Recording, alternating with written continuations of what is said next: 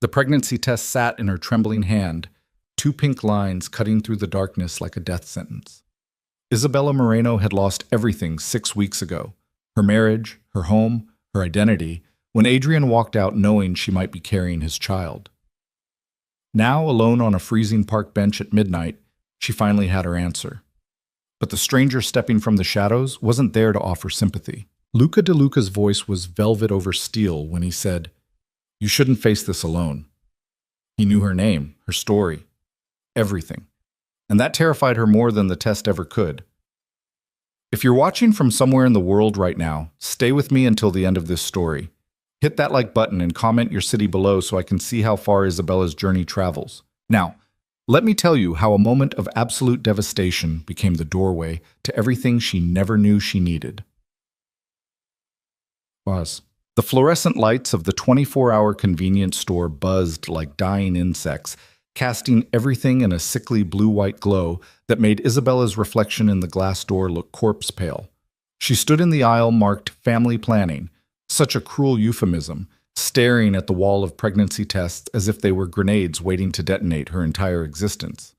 Her hand hovered over the generic brand. The expensive digital ones promised clear answers in words: pregnant or not pregnant. But those cost $30, and Isabella Moreno had exactly $43.16 in her checking account until her unemployment check cleared. If it cleared. The last one had bounced. She grabbed the cheapest box, 2 tests for $8.99. The cashier, a middle-aged woman with kind eyes and a name tag that read Dolores, didn't meet her gaze as she scanned the item. "You need a bag, honey?" Isabella shook her head. The box fit easily enough in her coat pocket, next to the eviction notice she'd received that morning. 5 days to vacate the tiny studio apartment in the East Village that she'd once shared with Adrian. The apartment he'd paid for, in his name, that she'd foolishly never questioned because she'd trusted him completely. Trusted. Past tense. Everything about her life was past tense now. The night air hit her like a slap when she pushed through the door. November in Manhattan carried a specific kind of cold, damp and penetrating, the kind that settled into bones and stayed there. Isabella walked without thinking, her feet carrying her the 6 blocks to Washington Square Park through nearly empty streets. A few students stumbled past, drunk and laughing. A homeless man called out for spare change. She had none to give. The park at 11:30 p.m. was a study in shadows and amber streetlight. The famous arch stood sentinel at the north entrance, but Isabella headed for her bench, the one she'd claimed every night for the past 6 weeks, unable to bear the silence of the apartment where Adrian's ghost still lingered in every corner. She'd spent their entire 3-year marriage making herself smaller, quieter, more convenient. Adrian Cole, tech entrepreneur and darling of the startup scene, needed a partner who understood that his work came first, his vision, his future. Isabella had given up her editorial position at a mid-tier publishing house to support his pivot from employee to founder. She'd smile at networking events, remember everyone's names, make sure he ate during 16-hour coding sessions. And when his college sweetheart, Charlotte fucking Chen, had reconnected with him at a conference in San Francisco, Isabella had believed him when he said it meant nothing. She'd believed him right up until the moment he sat her down 6 weeks ago and said, with something almost like pity in his voice, "I'm sorry, Bella. I thought I could build a life with you. But Charlotte, she's always been the one."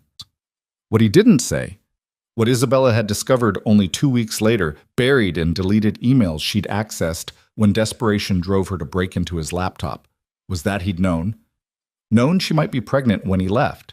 She'd mentioned her period was late the week before he ended things, and instead of staying to find out, he'd run. Now Isabella sat on the cold bench, pulled the pregnancy test from her pocket, and stared at the box as if it might spontaneously combust. The instructions were simple enough: pee on stick, wait 3 minutes. Read result. Simple. Except nothing about this was simple. If it was positive, she was 29 years old, jobless, about to be homeless, and pregnant with the child of a man who'd abandoned her. If it was negative, what then? Relief? Or the crushing realization that she had absolutely nothing left? A park bench at midnight seems like an unusual place for contemplation. The voice came from her left, smooth and cultured, with the faintest trace of an accent she couldn't quite place. Italian, maybe.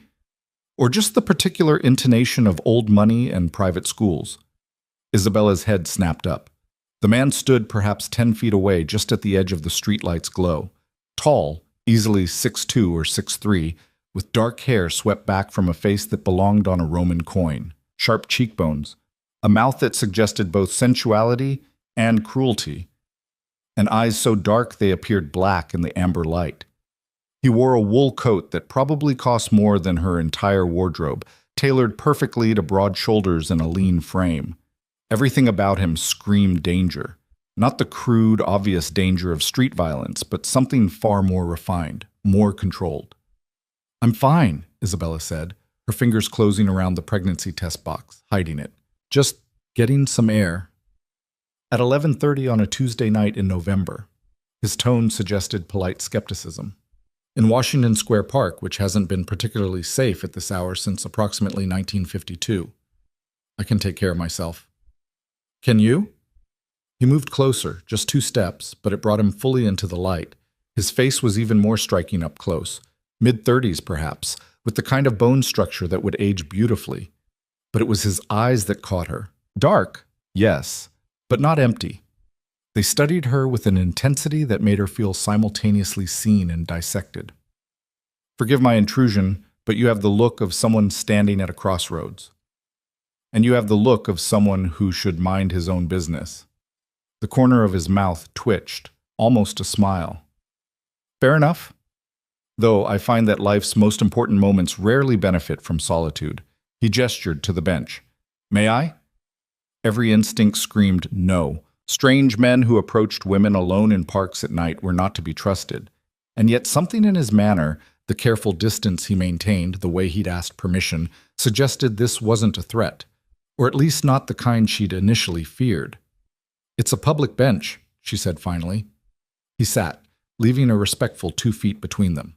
Up close, she caught his scent, something expensive and woody, with notes of bergamot, the kind of cologne that came in bottles shaped like sculptures and cost more than her monthly grocery budget. They sat in silence for a long moment. Isabella expected him to speak, to push, but he simply looked out across the park with an expression of quiet contemplation. "Do you come here often?" she asked finally, hating how the question sounded like a bad pickup line. "Sometimes. When I need to think." He turned those dark eyes on her again. "You?" "Every night for 6 weeks. "Ah." Something flickered across his face. Understanding, perhaps. "Then you are at a crossroads." Isabella looked down at the pregnancy test box still clutched in her hand. No point hiding it now. "Something like that." "May I ask your name?" She should lie, should give him a fake name and walk away. Instead, she heard herself say, Isabella Moreno." "Luca." He offered his hand. His grip was warm, firm, controlled. "Luca de Luca." "That's very Italian. My grandfather would be pleased you noticed. He was quite proud of the family name." Past tense. Isabella is a beautiful name. Regal. "My mother had delusions of grandeur. Or excellent taste." He glanced down at the box in her hand, then back to her face.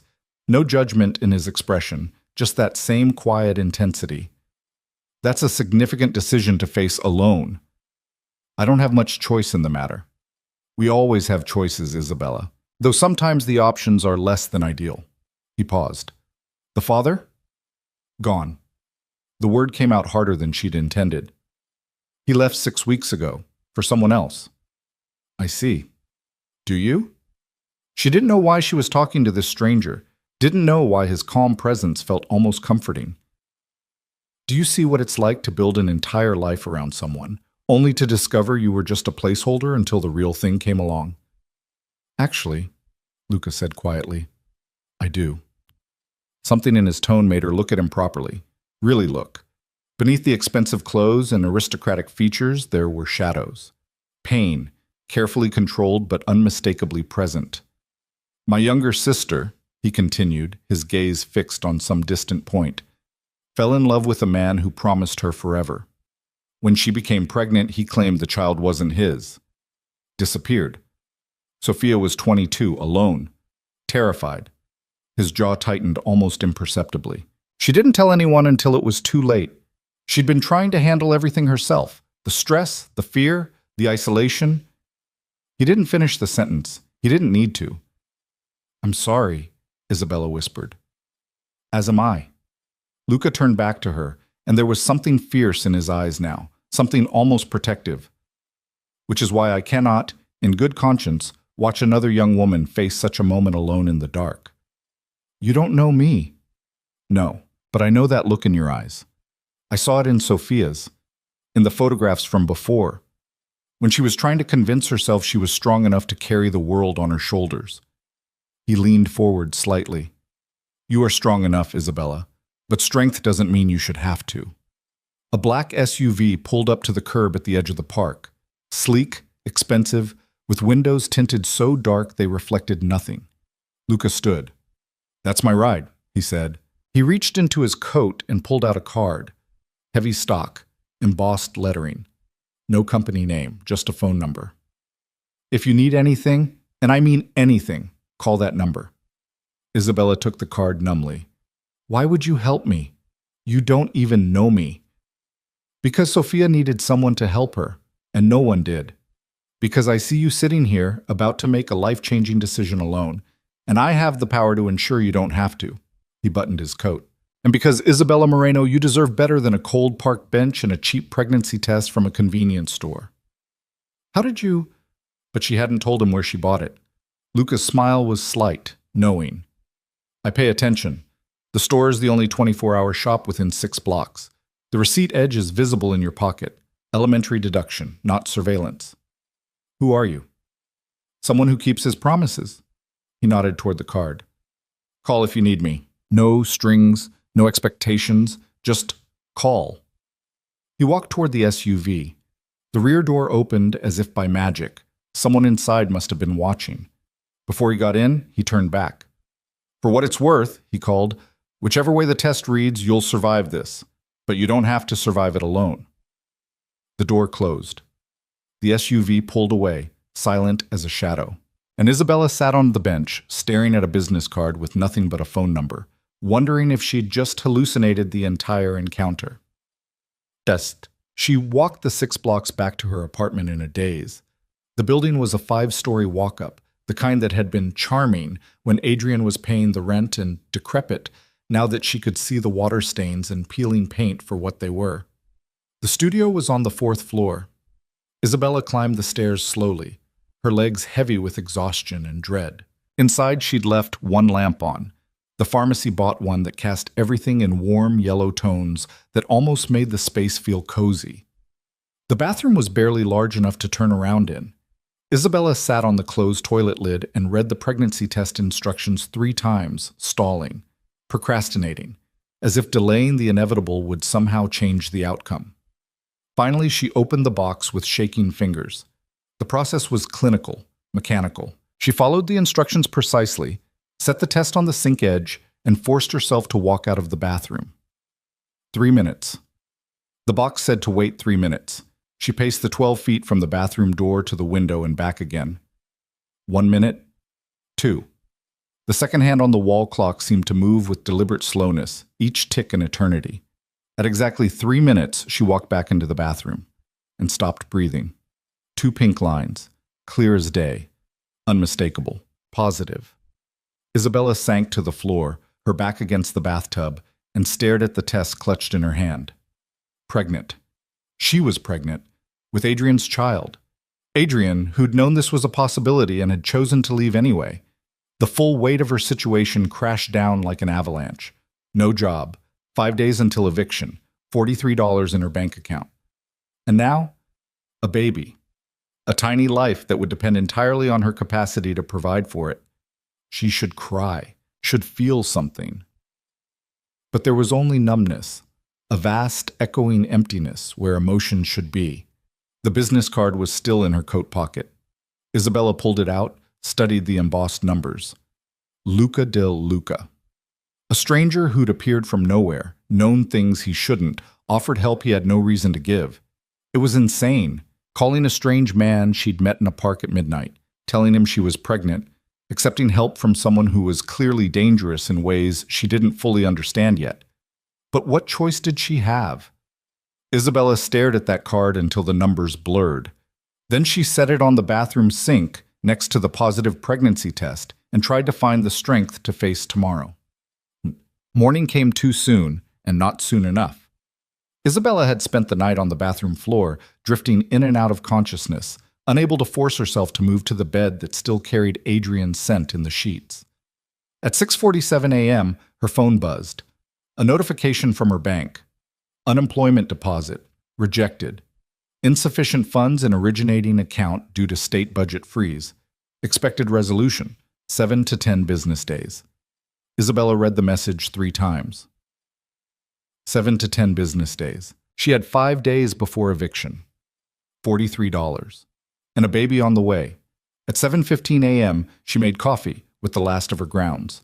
Black, because she'd run out of milk 2 days ago and couldn't afford more. At 7:30, she sat at the small table by the window and stared at Luca's business card. He'd said no strings, no expectations. Just call. But men like that, men who wore $1,000 coats and traveled in SUVs with tinted windows, didn't help for free. There was always a price, always an angle. At 8 a.m., there was a knock at her door. Isabella froze. The landlord's goons, probably, coming to make sure she understood the eviction notice. She crept to the peephole, looked out.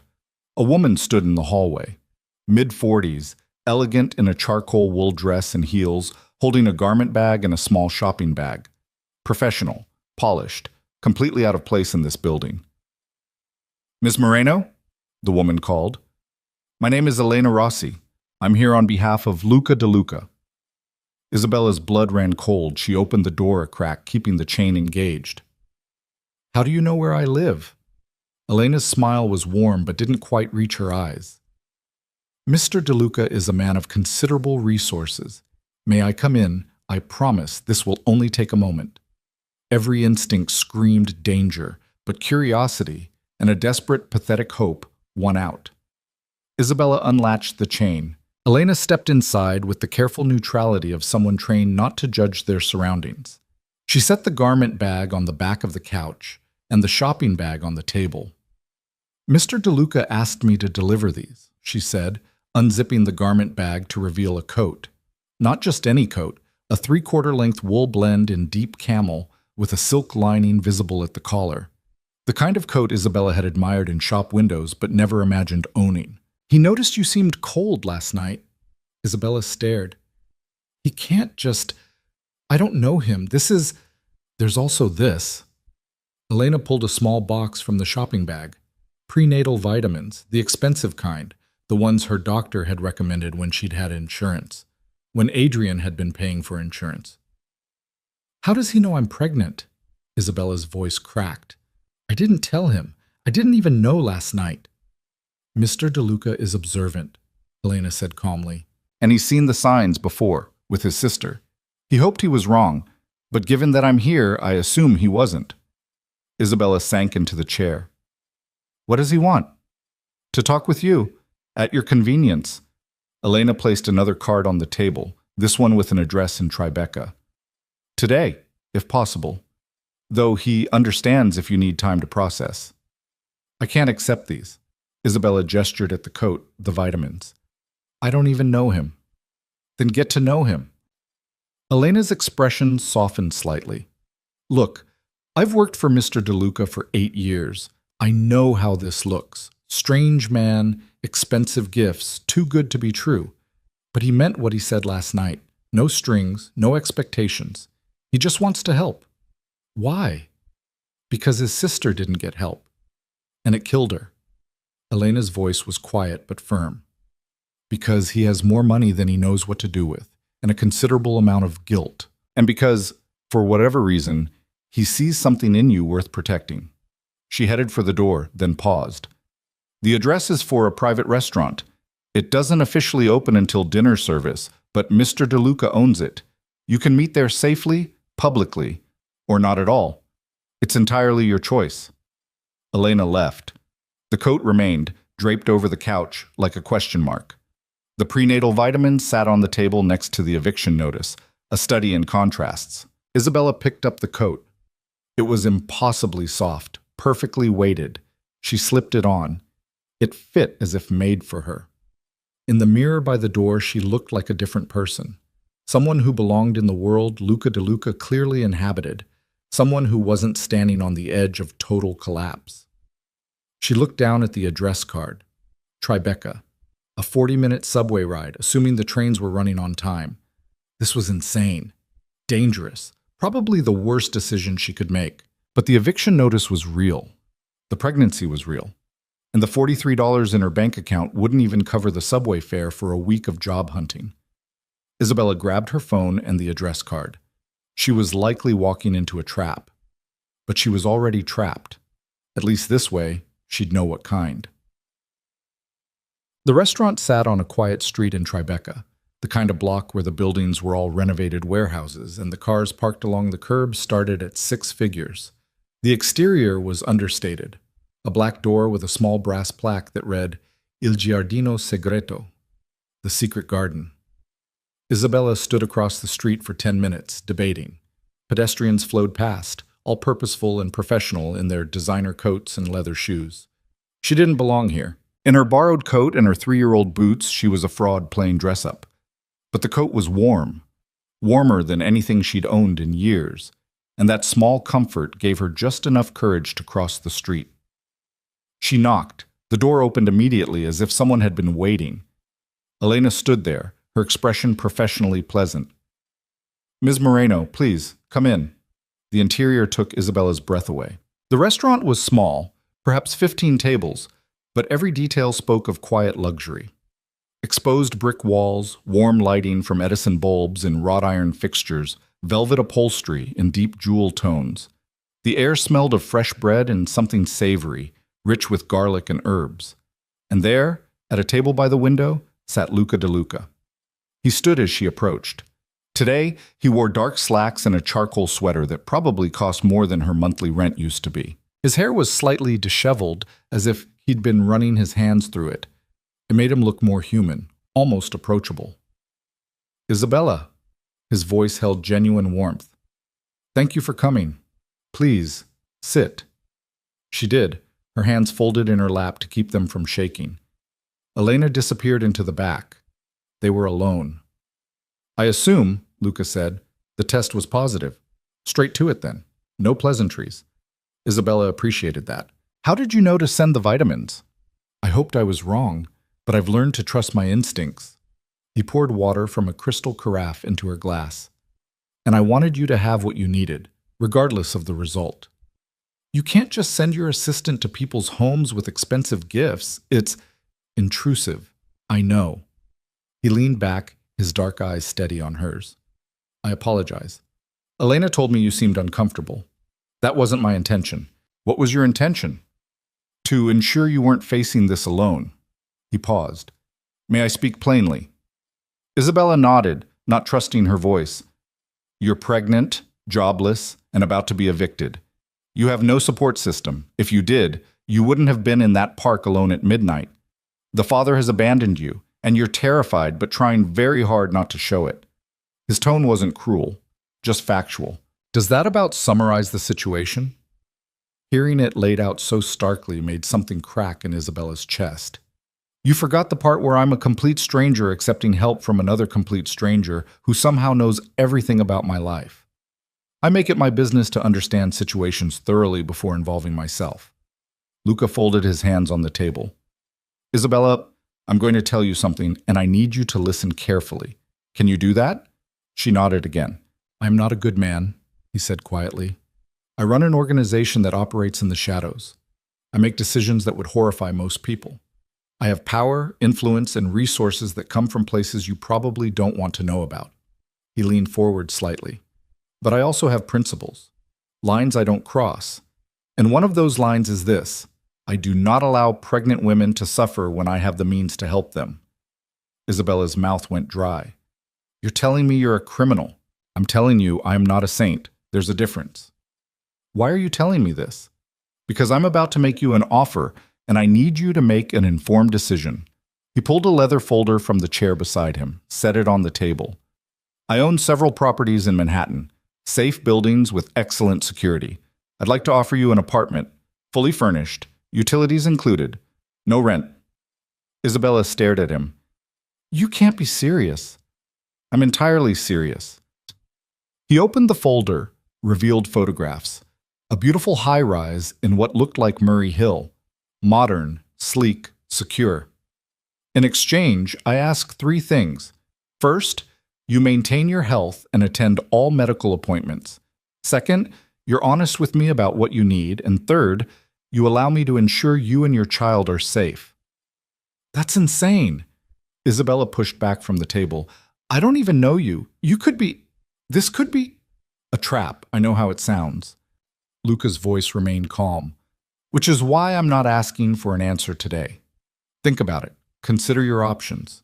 And when you're ready, if you're ready, we'll discuss details. There's always a catch, Isabella said. Men like you don't help for free. Something flickered in his eyes. Respect, maybe. You're right to be suspicious, so let me be clear. I'm not asking for your body.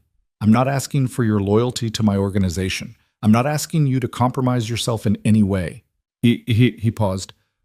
I'm asking you to let me do for you what I couldn't do for Sophia, to give you the support she needed and didn't get. That's not fair, Isabella whispered. You're using your grief to manipulate me. Perhaps. He didn't deny it. But it's also the truth. My sister died 6 years ago from complications during pregnancy. Complications that could have been prevented if she'd had proper medical care, stable housing, and emotional support. She was too proud to ask for help, too afraid of judgment. His jaw tightened. I won't watch another woman go through that when I can prevent it.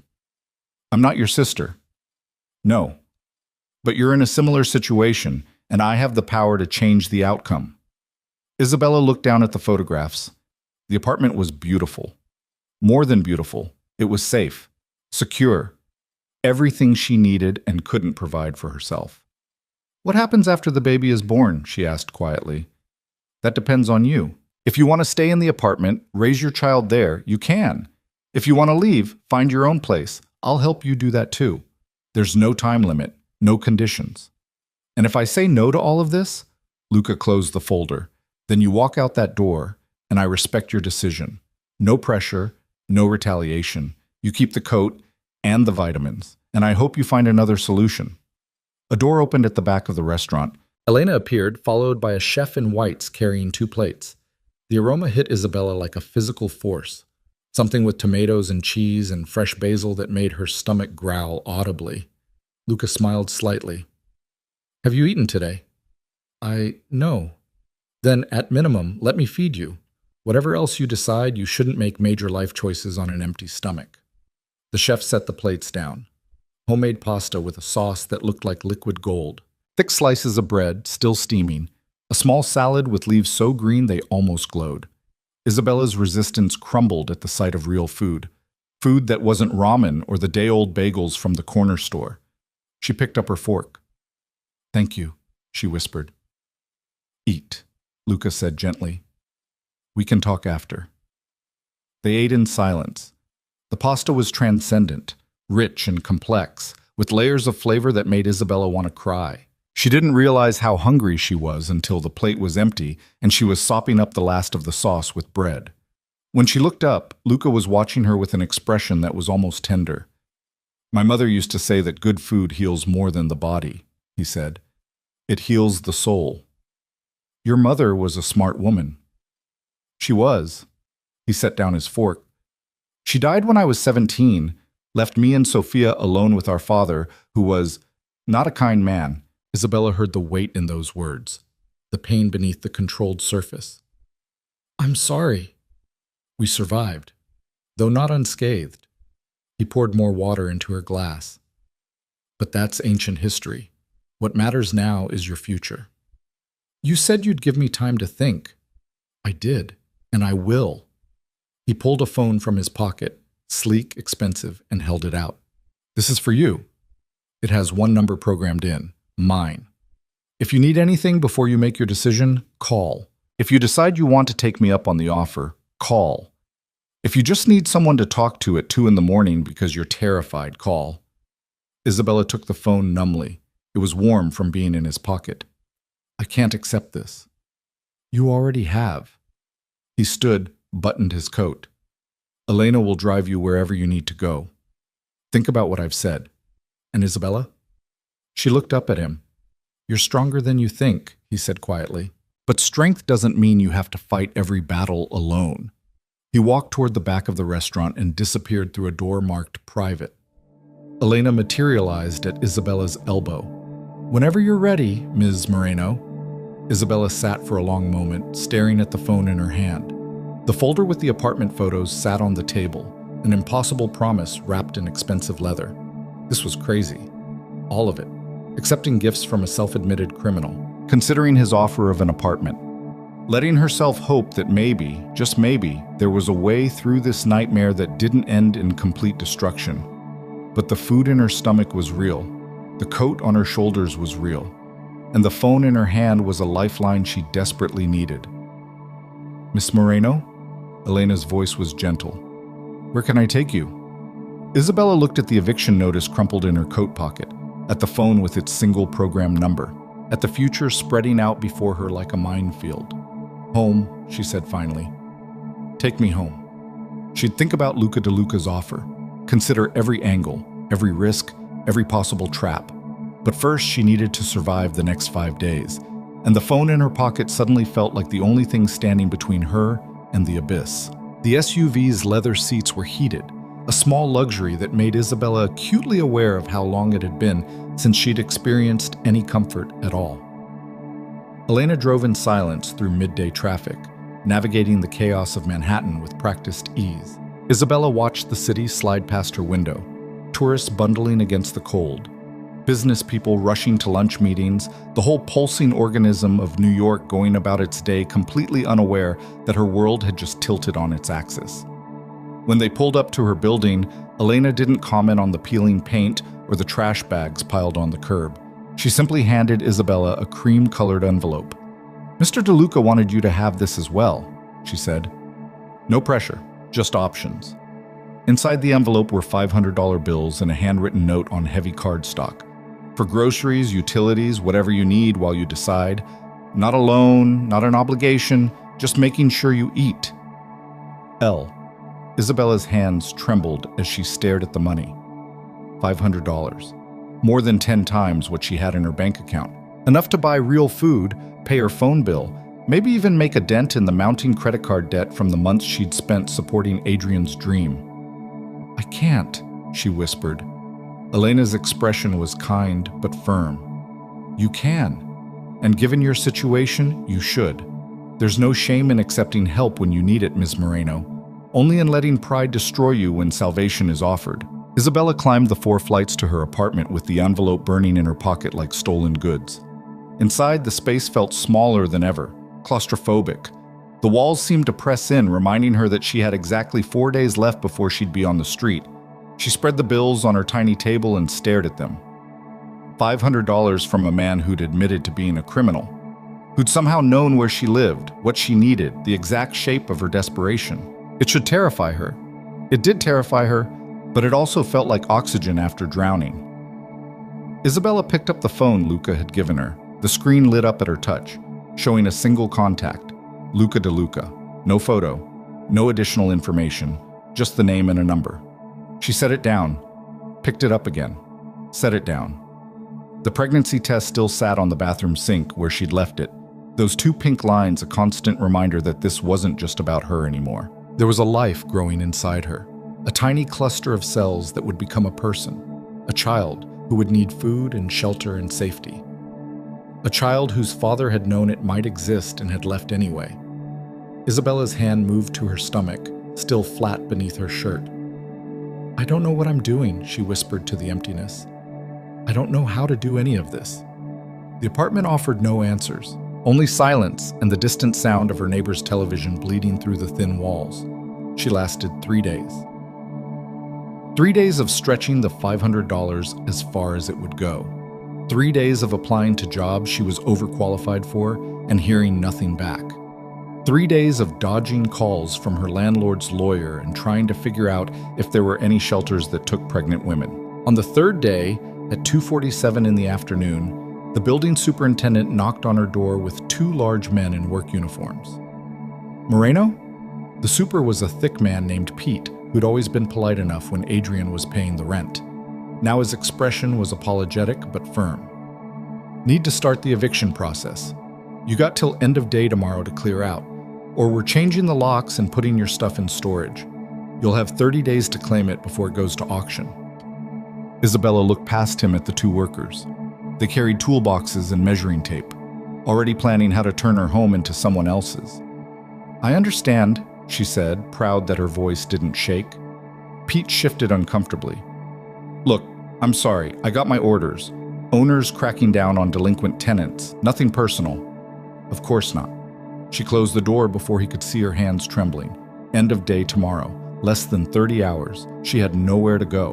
No friends close enough to impose on for more than a night or two. No family. Her mother had died when she was 19 and her father had remarried and moved to Arizona with a new family that didn't include much room for the daughter from his first marriage. Isabella sat on her bed and pulled out both phones. Her old one, cracked screen and dying battery, and Luca's pristine offering. She stared at them both for a long time.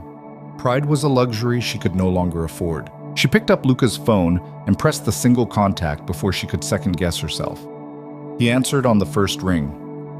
Isabella. Not a question, just her name, spoken in that voice like dark honey, as if he'd been waiting for this call. The offer, she said. The apartment. Is it still available? Yes. I need to know what you really want from me. Her voice cracked despite her best efforts. Please, I can't walk into this blind. If there's a price, tell me now. Silence stretched between them. Then Luca spoke, and his tone was impossibly gentle. Where are you right now? My apartment. My soon-to-be former apartment. I'm sending Elena. She'll be there in 20 minutes. We'll talk in person. Luca, 20 minutes, Isabella, and then I'll answer every question you have. The line went dead. Elena arrived in 18 minutes, driving a different vehicle this time, a discreet sedan that wouldn't draw attention in Isabella's neighborhood. She helped carry down the 3 boxes and 2 suitcases that contained everything Isabella owned after Adrian had taken what he wanted from their shared life. They drove to Murray Hill in silence. The building was even more impressive in person, 30 stories of steel and glass, with a doorman who nodded respectfully to Elena and held the door without question. The lobby was all marble and soft lighting, with abstract art on the walls that probably cost more than Isabella had made in a year at her old job. The elevator required a key card to access the upper floors. Elena swiped hers and pressed the button for the 23rd floor. Mr. DeLuca is waiting in the apartment, she said. Take your time. Look around. Ask your questions. I'll bring up your things. The elevator doors opened onto a quiet hallway with only 4 doors. Elena led her to 23C and knocked once before opening it. The apartment took Isabella's breath away. Floor-to-ceiling windows overlooked the city, letting in floods of natural light. The living room was spacious and beautifully furnished with a deep gray sectional, a glass coffee table, and built-in bookshelves already filled with books. The kitchen gleamed with stainless steel appliances and granite countertops. Through an open door, she could see a bedroom with a king-sized bed and furniture that looked like it belonged in a magazine spread. And there, standing by the windows with his hands in his pockets, was Luca. He dressed down, jeans and a black sweater, but still radiated that quiet authority that seemed to fill whatever space he occupied. When he turned to face her, his expression was unreadable. "What do you think?" he asked. Isabella couldn't speak. She walked slowly through the space, touching surfaces to confirm they were real. The bathroom had a soaking tub and a separate shower with rainfall fixtures. The bedroom closet was larger than her old bathroom. The second bedroom was empty but could easily become a nursery. She found her voice in the kitchen, staring at the 6-burner stove. "This is too much." "It's what you need." Luca had followed her, maintaining a respectful distance. "A safe space, room to breathe, a place to build your life. No one just gives someone an apartment like this." "I do." He leaned against the counter, his dark eyes steady on hers. "You asked me to be honest. So here's the truth, Isabella. I'm a very wealthy man who made his fortune in ways that would make you uncomfortable. I run an organization that deals in information, influence, and occasionally violence when necessary. I am not a good man by most definitions." Isabella's heart hammered against her ribs. Why are you telling me this? Because you deserve to know who you're accepting help from. He crossed his arms. I won't lie to you. I won't pretend to be something I'm not. And I need you to understand that accepting this apartment doesn't make you complicit in my business. You're not joining my organization. You're not becoming involved in my work. You're simply a woman who needs help, and I have the means to provide it. But why? Her voice rose despite her best efforts to stay calm. Why me? Why do you care? Something flickered across his face, pain, quickly controlled. Because 6 years ago, my sister Sophia sat in her apartment, much worse than this one, trying to figure out how to afford prenatal vitamins. She was 22, alone, and convinced she had to handle everything herself. She didn't tell me about the pregnancy until she was 7 months along. Didn't ask for help until it was too late. He moved to the window, staring out at the city below. She went into early labor at 34 weeks. Complications from untreated preeclampsia. By the time I got to the hospital, she was dying. The baby, my niece, lived for 6 hours. Isabella's hand went to her mouth. I'm so sorry. I held that baby, Luca continued, his voice tight with controlled emotion. 6 hours. That's all she had. Because Sophia was too proud and too afraid to ask for help. Because I was too busy building my empire to notice she was struggling. He turned back to Isabella. So when I saw you in that park, alone and terrified with a pregnancy test in your hand, I saw Sophia. And I decided that this time I wouldn't let pride and fear win. I'm not your sister. No. But you're in the same position she was. And I have spent 6 years building enough power and wealth to make sure no woman ever has to face what she faced. Not if I can prevent it. He took a step toward her. So here's what I want from you, Isabella. I want you to live in this apartment. I want you to see a good doctor. I want you to eat well and sleep safely and focus on staying healthy. That's it. That's the entire price. You expect me to believe you want nothing in return? I expect you to be suspicious, cautious, smart.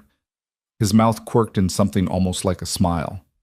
But I also expect you to be practical. You have no home, no job, no support system, and you're pregnant with a child whose father abandoned you. You can accept my help and give yourself and your baby a chance, or you can cling to pride and end up in a situation that could hurt you both. Isabella sank into one of the kitchen chairs, her legs suddenly unable to support her. This doesn't make sense. Men don't just do this. Most men aren't trying to atone for their failures. Luca pulled out the chair across from her and sat. I couldn't save Sophia. Couldn't save my niece. That guilt lives in me every day. But I can save you. I can make sure your child has a chance that mine didn't. What if I take the apartment and then disappear? What's stopping me from just using you and leaving? Nothing. And if that's what you choose to do, I hope you and your child are happy wherever you end up. He leaned forward, his elbows on the table. Isabella, I need you to understand something. I'm not doing this to control you. I'm doing this because it's the right thing to do and because I have the power to do it. There are no strings, no hidden clauses, no moment where I'm going to show up and demand payment. Everyone wants something. I want to sleep at night knowing I didn't stand by and watch another woman suffer when I could have helped. That's what I want. Is that so hard to believe? Isabella looked into his eyes and saw the truth there. The pain, the guilt, the desperate need to make something right that could never truly be made right. You're using your grief to manipulate me, she said quietly. Perhaps, but it's still the truth. He stood. Look, I'll leave you to explore the apartment. Elena brought up your things. There's food in the refrigerator, fully stocked. The lease is in a trust. You can't be evicted. The building has 24-hour security. You're safe here. What if I say no? Luca paused at the door. Then I'll have Elena drive you wherever you want to go. But Isabella, I really hope you don't. For your sake, and your child's. He left, closing the door quietly behind him. Isabella sat alone in the beautiful apartment, surrounded by luxury she'd never dreamed of having, and tried to figure out if she'd just been saved or trapped. The apartment was silent except for the faint hum of the city beyond the windows. She forced herself to stand, to explore properly. The refrigerator was indeed fully stocked with fresh produce, quality meats, eggs, milk, juice. The freezer held ice cream in 3 flavors. The pantry had pasta, rice, canned goods, spices.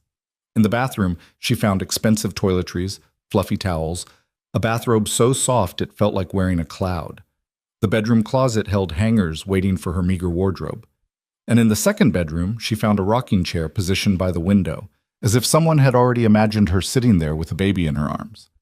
That's what broke her. Isabella sank into the rocking chair and let herself cry for the first time since Adrian had left. Great shuddering sobs that came from somewhere deep in her chest. She cried for the life she'd lost, the future she'd imagined, the version of herself who'd been naive enough to trust someone completely. She cried for Sophia, a woman she'd never met who'd died alone and afraid. She cried for the impossibility of her situation and the strange, terrifying kindness of a man who claimed to be a criminal but who'd shown her more care than anyone in months. When the tears finally stopped, she felt emptied out but oddly calm. She pulled out the phone Luca had given her and typed a message. "I'll stay, for now. Thank you." The response came within seconds. "I'm glad. There's a medical appointment scheduled for you tomorrow at 10 a.m., Dr. Rachel Morrison, one of the best OBs in the city. Elena will take you. Rest tonight. You're safe now." Isabella read the message 3 times. Safe. When was the last time she'd felt safe?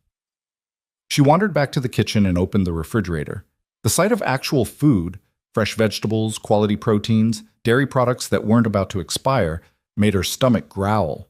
She pulled out ingredients almost at random and started cooking. Nothing fancy, just scrambled eggs with cheese and vegetables, toast with real butter. But as she stood at the beautiful stove in the beautiful kitchen, she felt something unfamiliar unfurl in her chest. Hope. Maybe it wouldn't last. Maybe Luca DeLuca would turn out to be exactly what her instincts warned her about. Dangerous, controlling, demanding payment she couldn't afford to give. But for tonight, she had a safe place to sleep and food in her stomach. For tonight, she wasn't alone. And for tonight, that was enough. She ate at the small dining table by the window, watching the city lights come on as dusk fell. When she finished, she washed her dishes and explored the rest of the apartment more thoroughly. Someone had unpacked her boxes and suitcases. Her clothes hung in the closet, her toiletries arranged in the bathroom, her few books placed on the shelves alongside dozens of others. In the living room, she found a note on the coffee table in elegant handwriting. The building has a gym on the 5th floor, a rooftop garden on the 31st. Concierge is available 24/7 for anything you need. Your name is on the approved resident list. You belong here. E. Elena. Somehow, the older woman's practicality made this all feel more real, less like a fever dream and more like actual life. Isabella took a bath in the massive tub, using soap that smelled like lavender and cost more than she wanted to think about. She wrapped herself in the cloud-soft bathrobe and sat on the bed, her bed now, apparently, and tried to process the surreal turn her life had taken. 3 days ago, she'd been facing homelessness. Now she lived in a luxury apartment that most New Yorkers would kill for. 3 days ago, she'd been alone and terrified. Now she had a doctor's appointment scheduled and someone who seemed genuinely invested in her well-being. It was too much, too fast, too good to be true. But the bed was comfortable, and she was so tired. Isabella crawled under the covers, high thread count, soft as silk, and let exhaustion pull her under. For the first time in 6 weeks, she slept through the night without waking. The next morning, Elena arrived at 9:30 sharp. Isabella had been awake since 7, nervous energy making sleep impossible. She'd dressed in her best outfit, a simple navy dress that was starting to feel tight around the middle, and attempted to do something with her hair. "You look lovely," Elena said approvingly. "Dr. Morrison's office is in the Upper East Side. We'll need to leave in a few minutes to make the appointment." The drive took 40 minutes through morning traffic. Elena filled the silence with practical information: where to find the nearest grocery store, how to use the building's package room, the name of a good dry cleaner nearby. It felt surreal, this crash course in how to live a life Isabella had never imagined having. Dr. Morrison's office was in a renovated brownstone, all warm wood and soft lighting designed to put patients at ease. The waiting room had comfortable chairs and recent magazines and a receptionist who greeted Isabella by name. "Ms. Moreno, welcome. Please, have a seat. Dr. Morrison will be with you shortly." Isabella sat, acutely aware that she was the only patient in the waiting room not wearing designer clothes or carrying a purse that cost more than a month's rent. She felt like an imposter, a fraud playing dress-up in someone else's life. First prenatal visit? The woman next to her was perhaps 35, glowing with that pregnancy radiance people always talked about. Her hand rested on a noticeable bump. "Yes," Isabella said. "Dr. Morrison is wonderful, very thorough. You'll love her." The woman smiled warmly. "How far along are you?" "I'm not sure. Maybe 6 or 7 weeks?" "Oh, early days. How exciting." The woman's enthusiasm was genuine. "Is this your first?" Isabella nodded, not trusting her voice. "It's magical," the woman said softly. "Terrifying and overwhelming and completely magical. You'll see." Before Isabella could respond, a nurse appeared. "Isabella Moreno?" The examination room was warm and welcoming, decorated with photos of babies and positive affirmations about motherhood. The nurse, name tag reading Janice, took Isabella's vital signs with practiced efficiency. "Blood pressure's a little elevated," Janice noted, writing on her chart. "But that's normal given the circumstances. First prenatal visits can be stressful. Dr. Morrison will be right in." Doctor. Rachel Morrison turned out to be a woman in her 50s with kind eyes and capable hands. She reviewed Isabella's chart, asked questions about her medical history, and listened without judgment as Isabella explained the situation, the divorce, the pregnancy, the uncertainty about dates.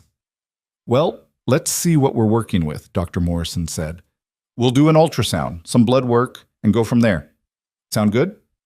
The ultrasound was both terrifying and miraculous. Isabella lay on the examination table, gel cold on her exposed stomach, watching the grainy black and white image on the screen as Dr. Morrison moved the wand.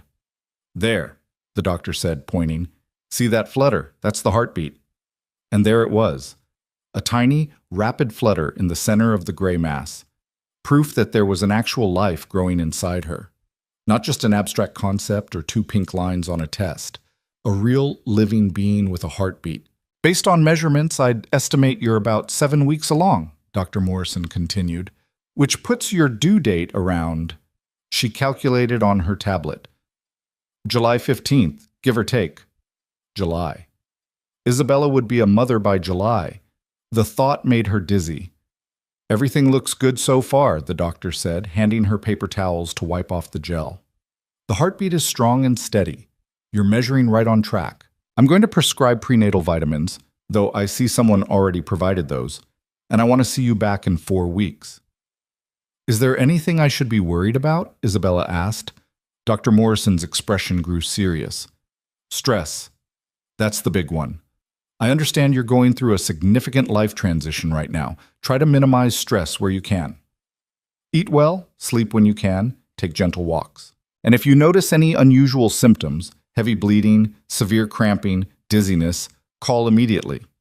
"Okay. Also," the doctor added gently, "I'd recommend connecting with a therapist. Pregnancy is hard enough without the additional burden of recent divorce and financial instability. Taking care of your mental health is just as important as taking care of your physical health." Isabella nodded, fighting back tears. The kindness in Dr. Morrison's voice was almost too much to bear. In the waiting room, Elena stood immediately when Isabella emerged. "How did it go?" "Good. Everything's good." Isabella clutched the ultrasound photo Dr. Morrison had given her. "The baby has a heartbeat." Elena's expression softened. "Of course it does. May I see?" Isabella showed her the grainy image. Elena studied it with what looked like genuine interest. "Beautiful," she said simply. "Mr. DeLuca will want to know everything went well, unless you'd prefer to tell him yourself." "You can tell him. I'm sure he's busy." "He's never too busy for this." Elena held the door open. "Now, let's get you home. You look exhausted." The apartment felt more welcoming when they returned. Elena helped her put away the groceries they'd picked up on the way back. More fresh produce, protein, healthy snacks, and showed her how to use the high-tech coffee maker. "Mr. DeLuca wanted me to give you this," Elena said, pulling out a credit card from her purse. "It's for expenses, groceries, maternity clothes, anything you need. There's no limit, no questions asked. Just use it." Isabella stared at the black card with her name embossed on it. "I can't." "You can and you will. Doctor's orders, you need to eat well and take care of yourself. That requires money. Mr. DeLuca has plenty of it. Consider this part of the arrangement. Elena's tone left no room for argument. He'll be very displeased if you don't use it. After Elena left, Isabella sat on the couch and pulled out the phone Luca had given her. She should call him, thank him, tell him about the appointment. Instead, she sent a text. Everything went well. Baby is healthy. Due date, July 15th. The response was immediate. I'm glad. You must be exhausted. Rest. We'll talk soon. Simple. Straightforward. No demands, no invasive questions. Just quiet support from a distance. Isabella looked around the beautiful apartment, at the ultrasound photo on the coffee table, at the credit card that represented more financial security than she'd ever had. This wasn't how she'd imagined her life going. She was supposed to be married, stable, planning a family with someone who loved her. Instead, she was accepting help from a self-admitted criminal who'd inserted himself into her life with the force of a summer storm. But her baby had a heartbeat, and for the first time in months, she had hope. That had to count for something. The days that followed developed a rhythm. Isabella slept late, ate regular meals, took walks through the neighborhood. Elena checked in daily, always professional but increasingly warm. The apartment began to feel less like a temporary refuge and more like an actual home. Luca kept his distance. No unexpected visits, no invasive check-ins, just the occasional text. How are you feeling? Did you try the restaurant on Madison Avenue? They deliver excellent soup. That reminded her he was there, watching from afar, making sure she was okay. It should have felt suffocating. Instead, it felt oddly comforting.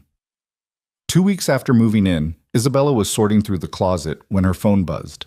Not Luca's phone, her old one, which she'd kept charged out of habit. The number on the screen made her blood run cold. Adrian. Her hand trembled as she stared at his name. He'd blocked her number after leaving. She'd tried calling once, 2 days after he ended things, desperate for closure or explanation or something. The call hadn't gone through. Now he was calling her. Isabella answered before she could second-guess herself. Hello? Bella. His voice was exactly as she remembered, smooth, confident, with that slight tone of condescension he'd always used when he thought he was being clever. I've been trying to find you. What do you want, Adrian? I heard you moved. Nice building, Murray Hill, right? Much better than that dump in the East Village. He paused. Who's paying for it, Bella? Her stomach turned to ice. How do you know where I'm living? I still have friends in the city. People talk. Another pause, calculated for effect. Is it true? Are you pregnant? Isabella closed her eyes. Of course he knew. Someone must have seen her at Dr. Morrison's office, or maybe he'd hired someone to follow her. Adrian had always been paranoid about his image, his reputation. Yes, she said flatly. Is it mine? The question hit like a physical blow. You know it is. We were together until you left. There hasn't been anyone else. Then why didn't you tell me? Because you left knowing I might be pregnant. Her voice rose despite her best efforts to stay calm. You got my email about my period being late. You knew there was a possibility, and you left anyway. I thought you were just late. Women are late all the time. I didn't think... He stopped. Look, Charlotte and I, it didn't work out. She went back to her husband, and I've been thinking about us, about what we had. No. You haven't even heard what I'm going to say. I don't need to. Isabella's hand went to her stomach, protective. You made your choice, Adrian. You chose Charlotte. You left me with nothing. No job, no apartment, no support. You knew I might be carrying your child, and you walked away. I made a mistake. His voice took on that pleading tone he'd used when he wanted something. Bella, please. I'm still your husband. We're still legally married. That's my baby you're carrying. You lost the right to claim this baby when you abandoned us. Abandoned? Now his tone hardened. I'm the one who supported you for 3 years while you played at being an editor. I'm the one who paid for everything, the apartment, the food, your clothes. You'd be nothing without me. There it was. The Adrian she'd started to see in those final months, the one who kept score, who held every kindness over her head like a weapon. You're right, Isabella said quietly. I would be nothing. That's exactly what you tried to make me. Nothing. Invisible. Just an accessory to your success. She stood straighter. But I'm not nothing anymore. And this baby isn't yours to claim when it's convenient. We're still married, Bella. I have rights. Then use them. File for custody. Hire a lawyer. Do whatever you think you need to do.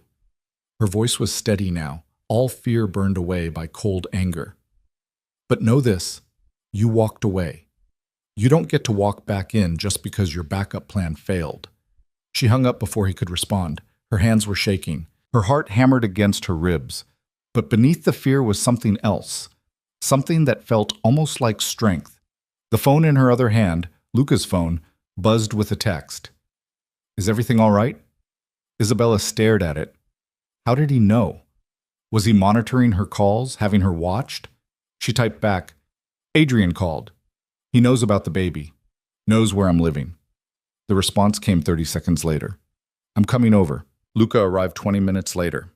Isabella heard the knock and opened the door to find him standing in the hallway, his dark eyes scanning her face with an intensity that made her feel simultaneously exposed and protected. He wore a charcoal suit today, perfectly tailored as if he'd come directly from some business meeting. But his tie was loosened, the top button of his shirt undone, and there was tension in his shoulders that suggested he'd rushed. Are you hurt? His voice was controlled, but Isabella caught the edge of concern beneath it. No, I'm fine. He just called. He didn't... She stepped back. Come in. Luca entered, and somehow the spacious apartment felt smaller with him in it. He had a presence that filled rooms, that demanded attention, even when he was trying to be unobtrusive.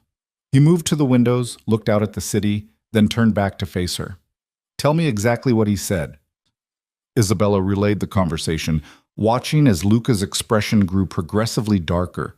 When she got to the part about Adrian knowing where she lived, his jaw tightened almost imperceptibly. He's having you followed, Luca said flatly, or he's hired someone to dig into your life. Either way, it's a problem. How did you know something was wrong? Isabella asked. You texted me right after I hung up with him. Luca had the grace to look slightly uncomfortable. I have security monitoring your phone activity, not listening to calls, he added quickly at her expression. Just flagged numbers. When Adrian's number appeared, I was notified. You're monitoring my phone. For your safety. He held up a hand before she could protest. I know how that sounds. But Isabella, you're carrying the child of a man who abandoned you. A man with money and connections, and apparently no qualms about tracking you down. I needed to know if he tried to contact you. Isabella wanted to be angry. Should be angry. But the truth was she felt relieved. He said he made a mistake, that Charlotte went back to her husband. He wants... I don't even know what he wants. He wants control. Luca's voice was cold. Men like Adrian Cole don't handle loss well. You were supposed to wait for him. Be grateful if he came back. The fact that you've moved on, found stability without him, it threatens his narrative. I haven't moved on. I'm just surviving. You're doing more than surviving. Luca moved closer, but maintained that careful distance he always kept. You're building a life. You're taking care of yourself and your child. You're stronger than he gave you credit for, and that terrifies him. He threatened custody. Of course he did. Luca pulled out his phone, typed something quickly. But threatening and following through are different things. Adrian Cole is a tech entrepreneur with a carefully cultivated public image. Fighting for custody of a child he abandoned would raise questions he won't want to answer. You've researched him. The moment you mentioned his name, I had my people compile everything. Luca's tone was matter-of-fact. Adrian Cole, age 32, founder and former CEO of Venture Tech Solutions. Forced out 6 months ago after allegations of misappropriated funds. Currently unemployed and living off the severance package his lawyers negotiated. His relationship with Charlotte Chen lasted exactly 5 weeks before she returned to her husband, a venture capitalist who could actually advance her career. Isabella sank onto the couch. He never told me he was forced out. Because it would shatter the image of the brilliant entrepreneur brought down by tragic love. Luca sat in the chair across from her, elbows on his knees, focused entirely on her face. Isabella, Adrian is not in a position to fight for custody. He has no job, no stable income beyond severance that will run out, and a reputation that's already damaged. Any lawyer worth their retainer would advise him to sign away parental rights and walk away clean. But what if he doesn't? What if he decides to fight just to hurt me? then he'll discover that fighting me is considerably more difficult than fighting you. The quiet menace in Luca's voice made Isabella shiver. I meant what I said. You're under my protection. That extends to legal matters. I can't ask you to. You're not asking. I'm offering. He leaned back, his expression softening slightly. But there's something you should understand. If Adrian pushes this, it's going to get ugly. He'll try to use your current situation against you. The fact that you're living in an apartment provided by someone else, that you have no job, no independent income. He'll say I'm unfit. He'll say whatever his lawyers tell him will work. But Isabella, you have something he doesn't. Luca's gaze was steady, unwavering. You have someone willing to testify that you're receiving support, that you have stable housing, that you're attending all medical appointments. You have documentation of his abandonment, and if necessary, you have me. Isabella looked at this man who'd inserted himself into her life with the force of a hurricane, this self-admitted criminal who'd shown her more kindness than her own husband ever had. Why are you really doing this? I told you why. Tell me again. Because I need to understand if this is about your sister, or if there's something else. Something you're not saying. Luca was quiet for a long moment, studying her with those dark, unreadable eyes. Then he stood and walked back to the windows, his back to her. My sister Sophia was the only good thing in my life for a very long time, he said quietly. Our father was a violent man who believed in the old ways, discipline through fear, respect through pain. Our mother died trying to escape him when I was 17 and Sophia was 12. After that, it was just the two of us trying to survive in a house that felt like a war zone. Isabella watched his reflection in the glass, saw the tension in his shoulders. I joined my father's organization to protect her, Luca continued. Learned the business, made myself valuable, eventually took over when he was no longer capable of leading. I built something bigger than he ever imagined, more profitable, more powerful, and I told myself I was doing it for Sophia, to give her a better life, to make sure she'd never want for anything. He turned back to face her, and there was rawness in his expression that took her breath away. But I was so focused on building an empire that I didn't see her falling apart. She met someone, a graduate student, charming, ambitious. He swept her off her feet, made promises he never intended to keep. When she got pregnant, he accused her of trying to trap him and disappeared. She was too ashamed to tell me, too afraid I'd react with violence, which I absolutely would have. His hands clenched briefly. She tried to handle it alone, found a cheap apartment, worked 2 jobs, convinced herself she could do it. By the time I found out, she was 7 months along and her blood pressure was through the roof. The preeclampsia, Isabella whispered. The doctors said if she'd been receiving proper care, they could have managed it, but she'd been skipping appointments because she couldn't afford them. When she finally collapsed at work, it was too late. They did an emergency C-section. Sophia died on the table. The baby, my niece, Elena Sophia, lived for 6 hours in the NICU. I held her the entire time, watched her take her last breath. Isabella's vision blurred with tears. I'm so sorry. I tell myself it wasn't my fault, that Sophia made her own choices. But the truth is, I created an environment where she felt she couldn't ask for help, where vulnerability was weakness. Luca's voice was rough now, stripped of its usual control. So when I saw you in that park, pregnant and alone and terrified, I saw a chance to do what I couldn't do for her, to make sure this time the story ends differently. I'm not your redemption, Isabella said gently. I know, and I'm not asking you to be. He moved back to the chair, sat down heavily. But if I can help you, if I can make sure your child has a chance that mine didn't, then maybe Sophia's death wasn't completely meaningless. They sat in silence for a long moment. Outside, the city hummed with its usual chaos. Inside, there was only the sound of breathing and the weight of shared grief. What happens now? Isabella asked finally. With Adrian? Now we wait. See if he follows through on his threats or if he's just posturing. Luca pulled out his phone again. I'm going to have security increased on the building. Discreet, but present. If Adrian shows up, I'll know about it. I don't want to live in fear. You won't. You'll live in safety. There's a difference. He stood. I should go. let you rest. But Isabella, I need you to promise me something. What? If Adrian contacts you again, you tell me immediately. Don't try to handle him alone. Don't let him manipulate you into thinking you owe him anything. Luca's expression was fierce. You owe him nothing. Do you understand? Isabella nodded, not trusting her voice. At the door, Luca paused. The apartment across the hall is vacant. I'm thinking of having Elena move in there, just temporarily, so you have someone close if you need anything. You're moving your assistant into the building to watch over me.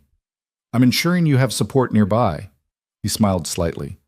Elena's been looking for a place in the city anyway. This works for both of you. After he left, Isabella sat on the couch and processed everything she'd learned.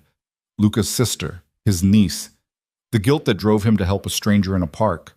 It made sense now, the intensity of his concern, the lavish support, the careful distance he maintained. He wasn't trying to control her. He was trying to save her the way he couldn't save Sophia. It should have made her feel better. Instead, it made her acutely aware of the weight of his expectations. She wasn't just Isabella Moreno anymore. She was a stand-in for the sister he'd lost, a chance for redemption that he'd never actually achieve. That night, she dreamed of a baby she'd never met, Elena Sofia de Luca, 6 hours old, dying in her uncle's arms. When she woke at 3 a.m., her face was wet with tears. Adrian called again 3 days later. Isabella let it go to voicemail. The message was short and clipped. We need to talk about the baby. I've hired a lawyer. Expect to hear from them. What? She forwarded the message to Luca without comment. His response came within minutes. Don't worry, I'll handle it. 2 days after that, a process server appeared at her door with divorce papers and a petition for full custody. Isabella signed for them with shaking hands and immediately called Luca. He was at her door within the hour, accompanied by a woman in her 50s with silver hair and eyes like flint. This is Margaret Chen, Luca said, the best family law attorney in New York. She's going to handle this. Margaret spread the papers across the dining table and read through them with professional efficiency. Standard intimidation tactics, she said after a few minutes. He's claiming abandonment, unfitness, inability to provide. He wants full custody with no visitation rights for you. Isabella felt her world tilt. He can't do that. He can file for it. He won't get it. Margaret looked up, her expression reassuring. Ms. Moreno, I've been practicing family law for 30 years. I've seen cases like this 100 times. The parent who walks away trying to come back when it's convenient. It rarely works in their favor. But he has money, resources. Had money. His severance is running out and he hasn't found new employment. Meanwhile, you have stable housing, regular medical care, and documentation of his abandonment. Margaret pulled out a legal pad and began making notes. We'll file a counterpetition. Seek to have his parental rights terminated based on abandonment with knowledge of potential pregnancy. We'll also petition for divorce on grounds of desertion and request full custody with no visitation or contact. Is that possible? Not only possible, but likely, especially when the court learns he left you while you were potentially pregnant, provided no support, and only returned when his other relationship failed. Margaret's smile was sharp. New York courts don't look kindly on that kind of behavior. Over the next 2 weeks, Isabella watched as Margaret Chen systematically dismantled Adrian's case. There were depositions where Isabella recounted the emails she'd sent him about her late period, bank records showing Adrian had closed their joint accounts without warning, testimony from Dr. Morrison about Isabella's excellent prenatal care and stable situation. And through it all, Luca remained present, but not intrusive. He attended strategy meetings when Margaret thought it would help. He ensured Isabella ate and slept and didn't drown in stress. But he never pushed, never demanded more than she was willing to give. Elena did move into the apartment across the hall, and her presence was surprisingly comforting. She'd appear in the evenings with homemade soup or fresh bread from a bakery she loved. She'd watch movies with Isabella when the silence got too heavy. She never pried, never asked invasive questions. She was just there. 3 weeks after Adrian filed for custody, he showed up at the building. Isabella was coming back from a walk when she saw him in the lobby, arguing with the doorman. He looked different than she remembered. Thinner, with shadows under his eyes and a desperate edge to his movements. When he saw her, his expression shifted from frustration to something almost pleading. Bella, Please, I just want to talk." The doorman, Marcus, a kind man in his 60s who always greeted her warmly, stepped between them. "Sir, you need to leave. You're not on the approved visitor list." "I'm her husband," Adrian's voice rose. "You can't keep me from talking to my own wife." "Soon to be ex-husband," Isabella said, finding her voice. "And yes, they can. This is private property. You're not welcome here." Adrian stared at her as if she were a stranger. "What happened to you? You used to be sweet, accommodating. Now you're living in some luxury building, taking orders from—" He looked around the expensive lobby. "Who is he, Bella? Who's paying for all this?"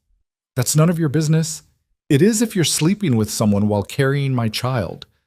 The accusation hung in the air like poison. Isabella felt heat rise to her cheeks, but before she could respond, a voice cut through the tension. "That's quite an allegation to make without evidence, Mr. Cole."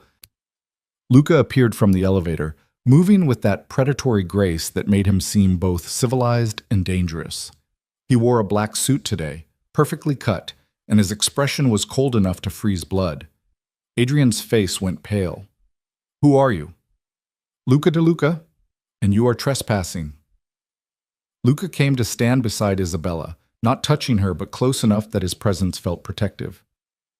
"Ms. Moreno has made it clear you're not welcome. I suggest you leave before this becomes a legal matter." "You're the one paying for all this." Adrian's voice dripped with contempt. "What are you, some kind of sugar daddy, trading money for—" He didn't finish the sentence. Luca moved faster than Isabella would have thought possible, closing the distance between them in 2 strides. He didn't touch Adrian, didn't raise his voice. He simply leaned in close and said something too quiet for Isabella to hear. Whatever it was, it drained the color from Adrian's face. He stumbled backward, nearly tripping over his own feet. "You can't. I have rights." "You have no rights."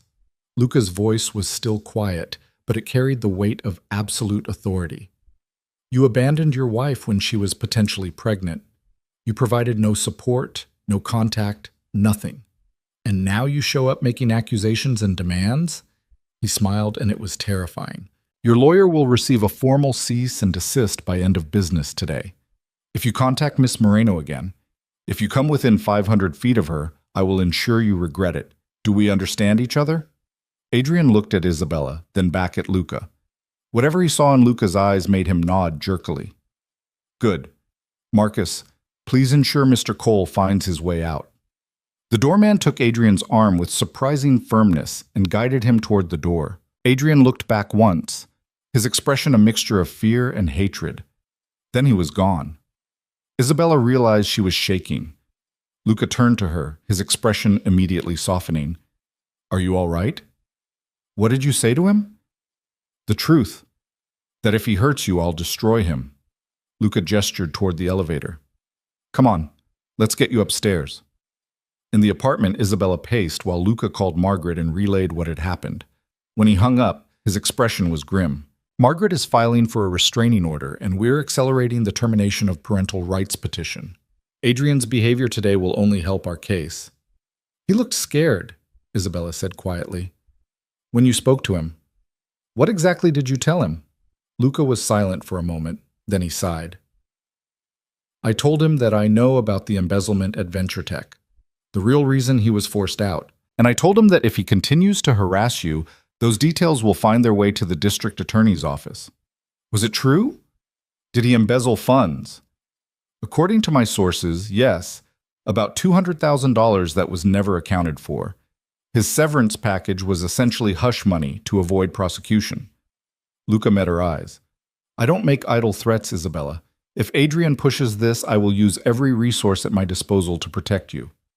"That's blackmail. That's leverage, and sometimes leverage is the only language certain men understand." He moved to the window, looked out at the city. "I know you want to handle this the right way, through legal channels, proper procedures, and we will.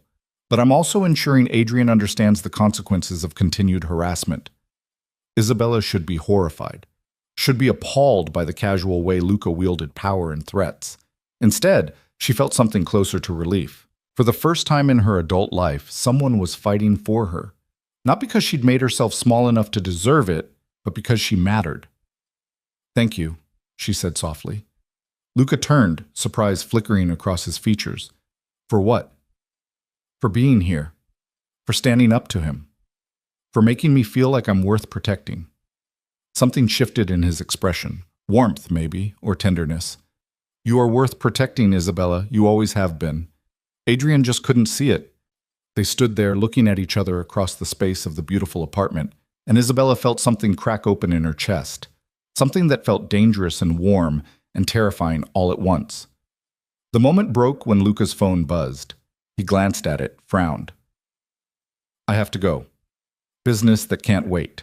But Elena is across the hall if you need anything. And Isabella? He paused at the door. Call me if you're scared, or if you just need to hear a voice. Anytime, I mean that. After he left, Isabella sat on the couch and placed her hand on her stomach, where her baby was growing. At 14 weeks now, she was starting to show, just a small bump that made her regular clothes tight. Soon she'd need maternity wear. Soon there would be movement, kicks, the reality of a whole person forming inside her. She thought about Adrian's face when he'd seen her.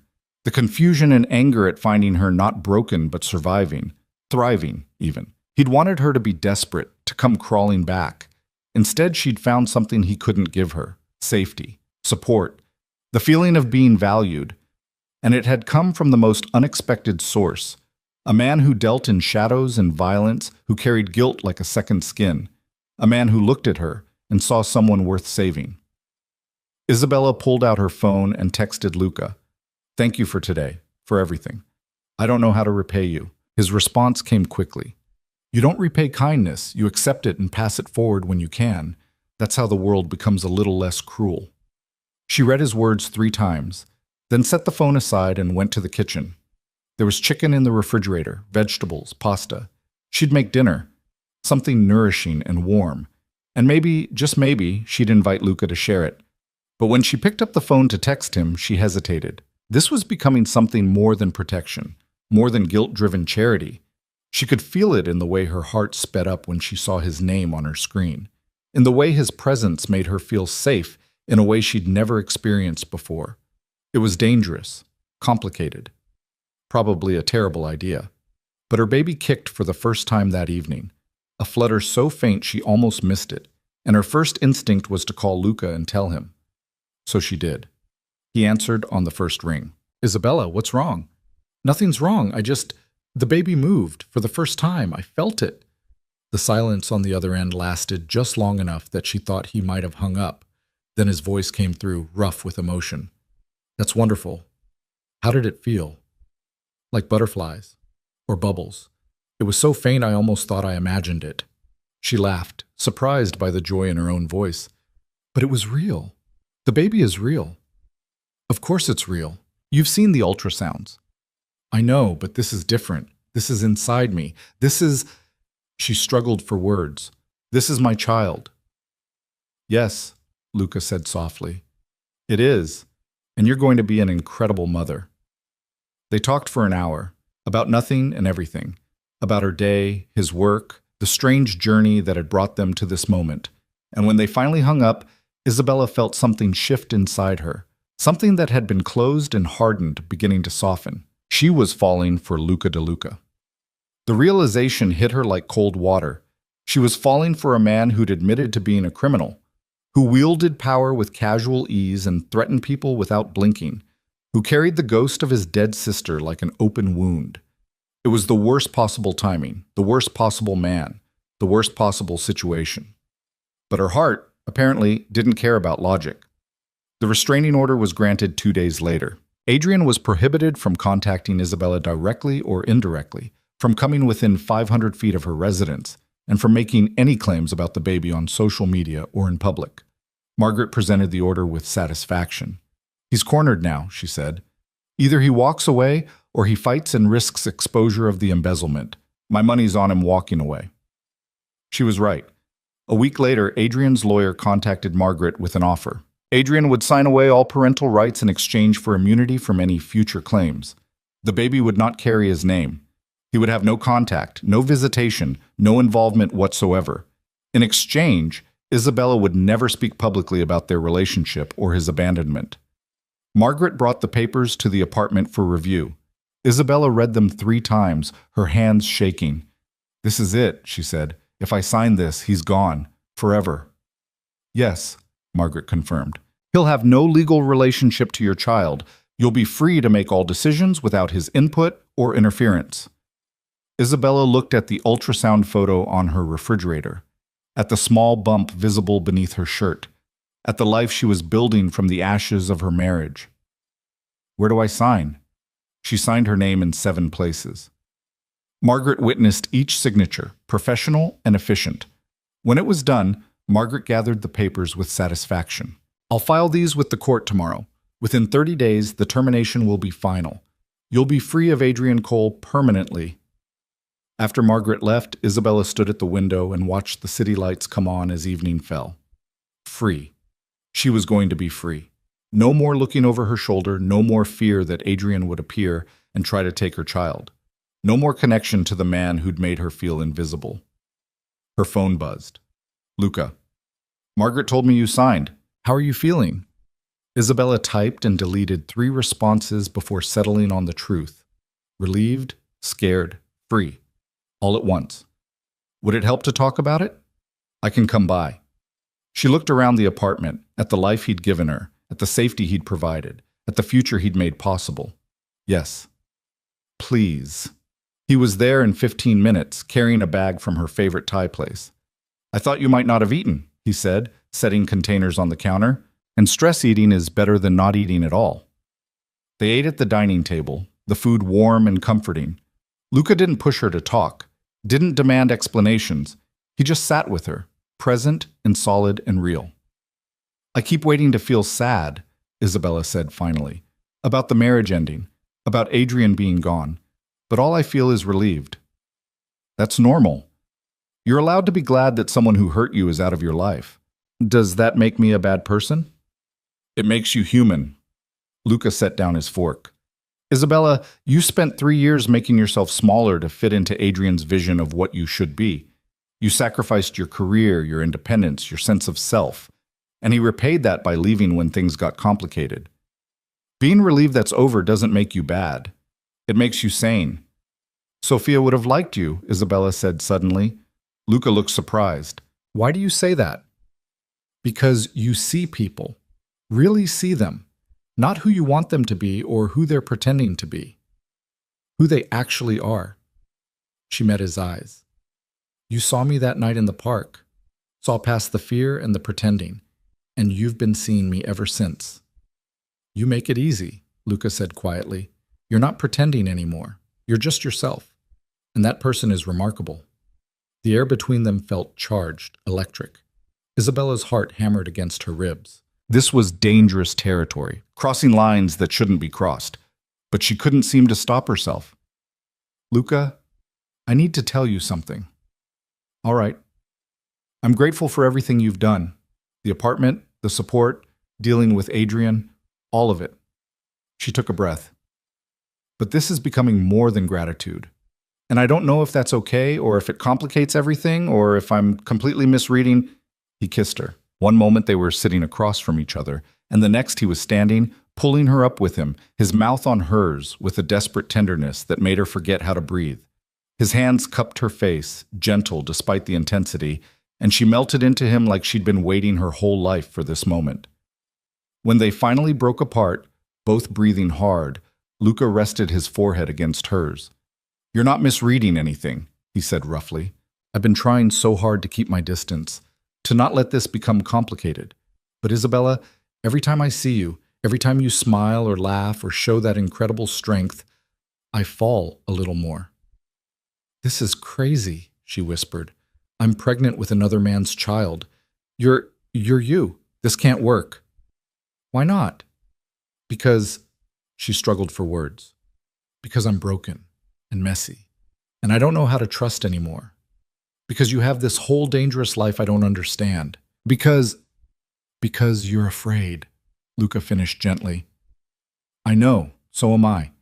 But Isabella, I've spent 6 years letting fear and guilt control my life, letting Sophia's death define every choice I make. And then I met you, and for the first time I wanted something for myself. Not to make up for the past, not to ease guilt, just because being near you makes me feel human again. Isabella looked up at him, at the vulnerability in his dark eyes, and felt her last resistance crumble. I don't know how to do this. Neither do I, but maybe we can figure it out together. He kissed her forehead. No pressure, no expectations, just let's see where this goes. She nodded, not trusting her voice, and when he pulled her into his arms, she let herself lean into his strength, let herself feel safe and valued and maybe, just maybe, loved. Outside, the city hummed with its endless energy. But inside the apartment, there was only warmth and the quiet promise of something new beginning, something that felt a lot like hope. Luca didn't stay the night. He kissed her once more at the door, soft and lingering, and then he was gone, leaving Isabella standing in the middle of her apartment with her fingers pressed to her lips and her heart racing like she'd just run a marathon. She couldn't sleep.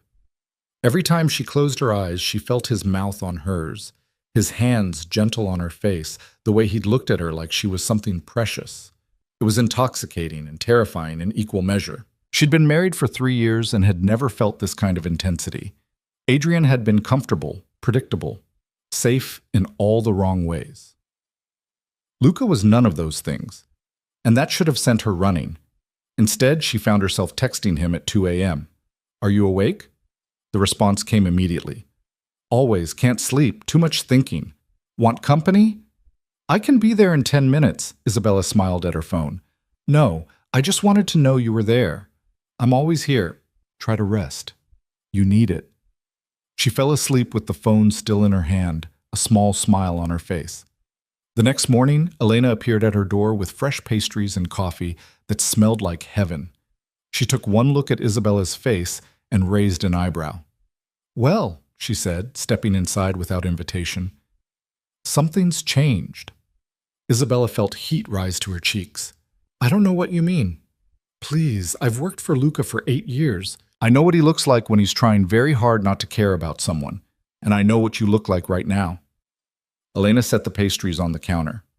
So, are we going to talk about it, or are we going to pretend nothing happened? There's nothing to talk about. He kissed you. Isabella's head snapped up. How did you... He called me last night at midnight, asking if it was completely insane to get involved with a pregnant woman he was supposed to be protecting. Elena poured coffee into 2 mugs with practiced efficiency. I told him it was probably the sanest thing he's done in years. Elena, this is complicated. I'm pregnant with another man's child. Luca is... He's a man who's been half dead since his sister died, and you're the first person who's made him feel alive again. Elena handed her a mug. Yes, it's complicated. Yes, the timing is terrible. But Isabella, I've watched Luca for 8 years build walls so high and thick that no one could get through. You scaled them in a matter of weeks. I didn't do anything. You were yourself. You let him help you. You didn't try to use him or manipulate him or play games. You just accepted his help with grace and tried to build a life. Elena sipped her coffee. Do you have any idea how rare that is in our world? Your world, Isabella corrected. I'm not part of whatever Luca does. No, and he'd kill to keep it that way. Elena's expression grew serious. But you need to understand something. Luca's business is dangerous. There are people who would love to find a weakness they could exploit. If they discover you mean something to him, then I become a target. Isabella set down her mug, her stomach churning. Maybe this was a mistake. Maybe we should just... No. Elena's voice was firm. Don't you dare let fear stop you from living. Luca has the best security in the city. You're safer with him than you've ever been. But you need to be aware, need to be careful. Isabella's hand went to her stomach, protective. I can't put my baby at risk. You won't. Luca would burn the city down before he let anything happen to you or your child. Elena's expression softened. He's already started adoption proceedings. The words hit like a physical blow. What? He didn't tell you. He contacted Margaret Chen 2 days ago. Asked her to prepare paperwork to legally adopt your baby once it's born. If you're willing, of course. Isabella couldn't breathe. He can't. We haven't even... This is moving too fast. Is it? Or is it exactly the speed it needs to move? Elena stood, collected her purse. Think about it. But Isabella, that man has never wanted to be a father, never allowed himself to imagine it.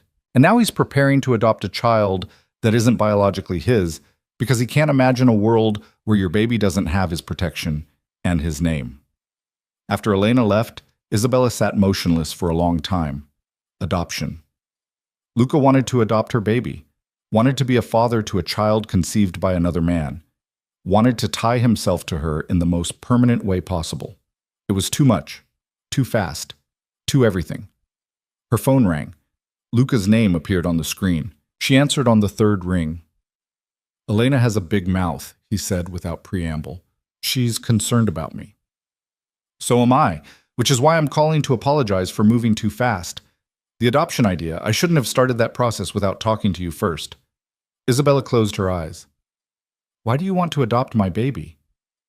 Silence stretched between them. Then Luca's voice came through, rough and honest. Because that child deserves a father, a real one, not someone who abandoned them before they were even born. And because I look at your ultrasound photo on the refrigerator and I think about teaching them to ride a bike, to read, to navigate this insane city, I think about being there for their first day of school and their graduation and all the moments in between, and I want that. I want to be that person for them.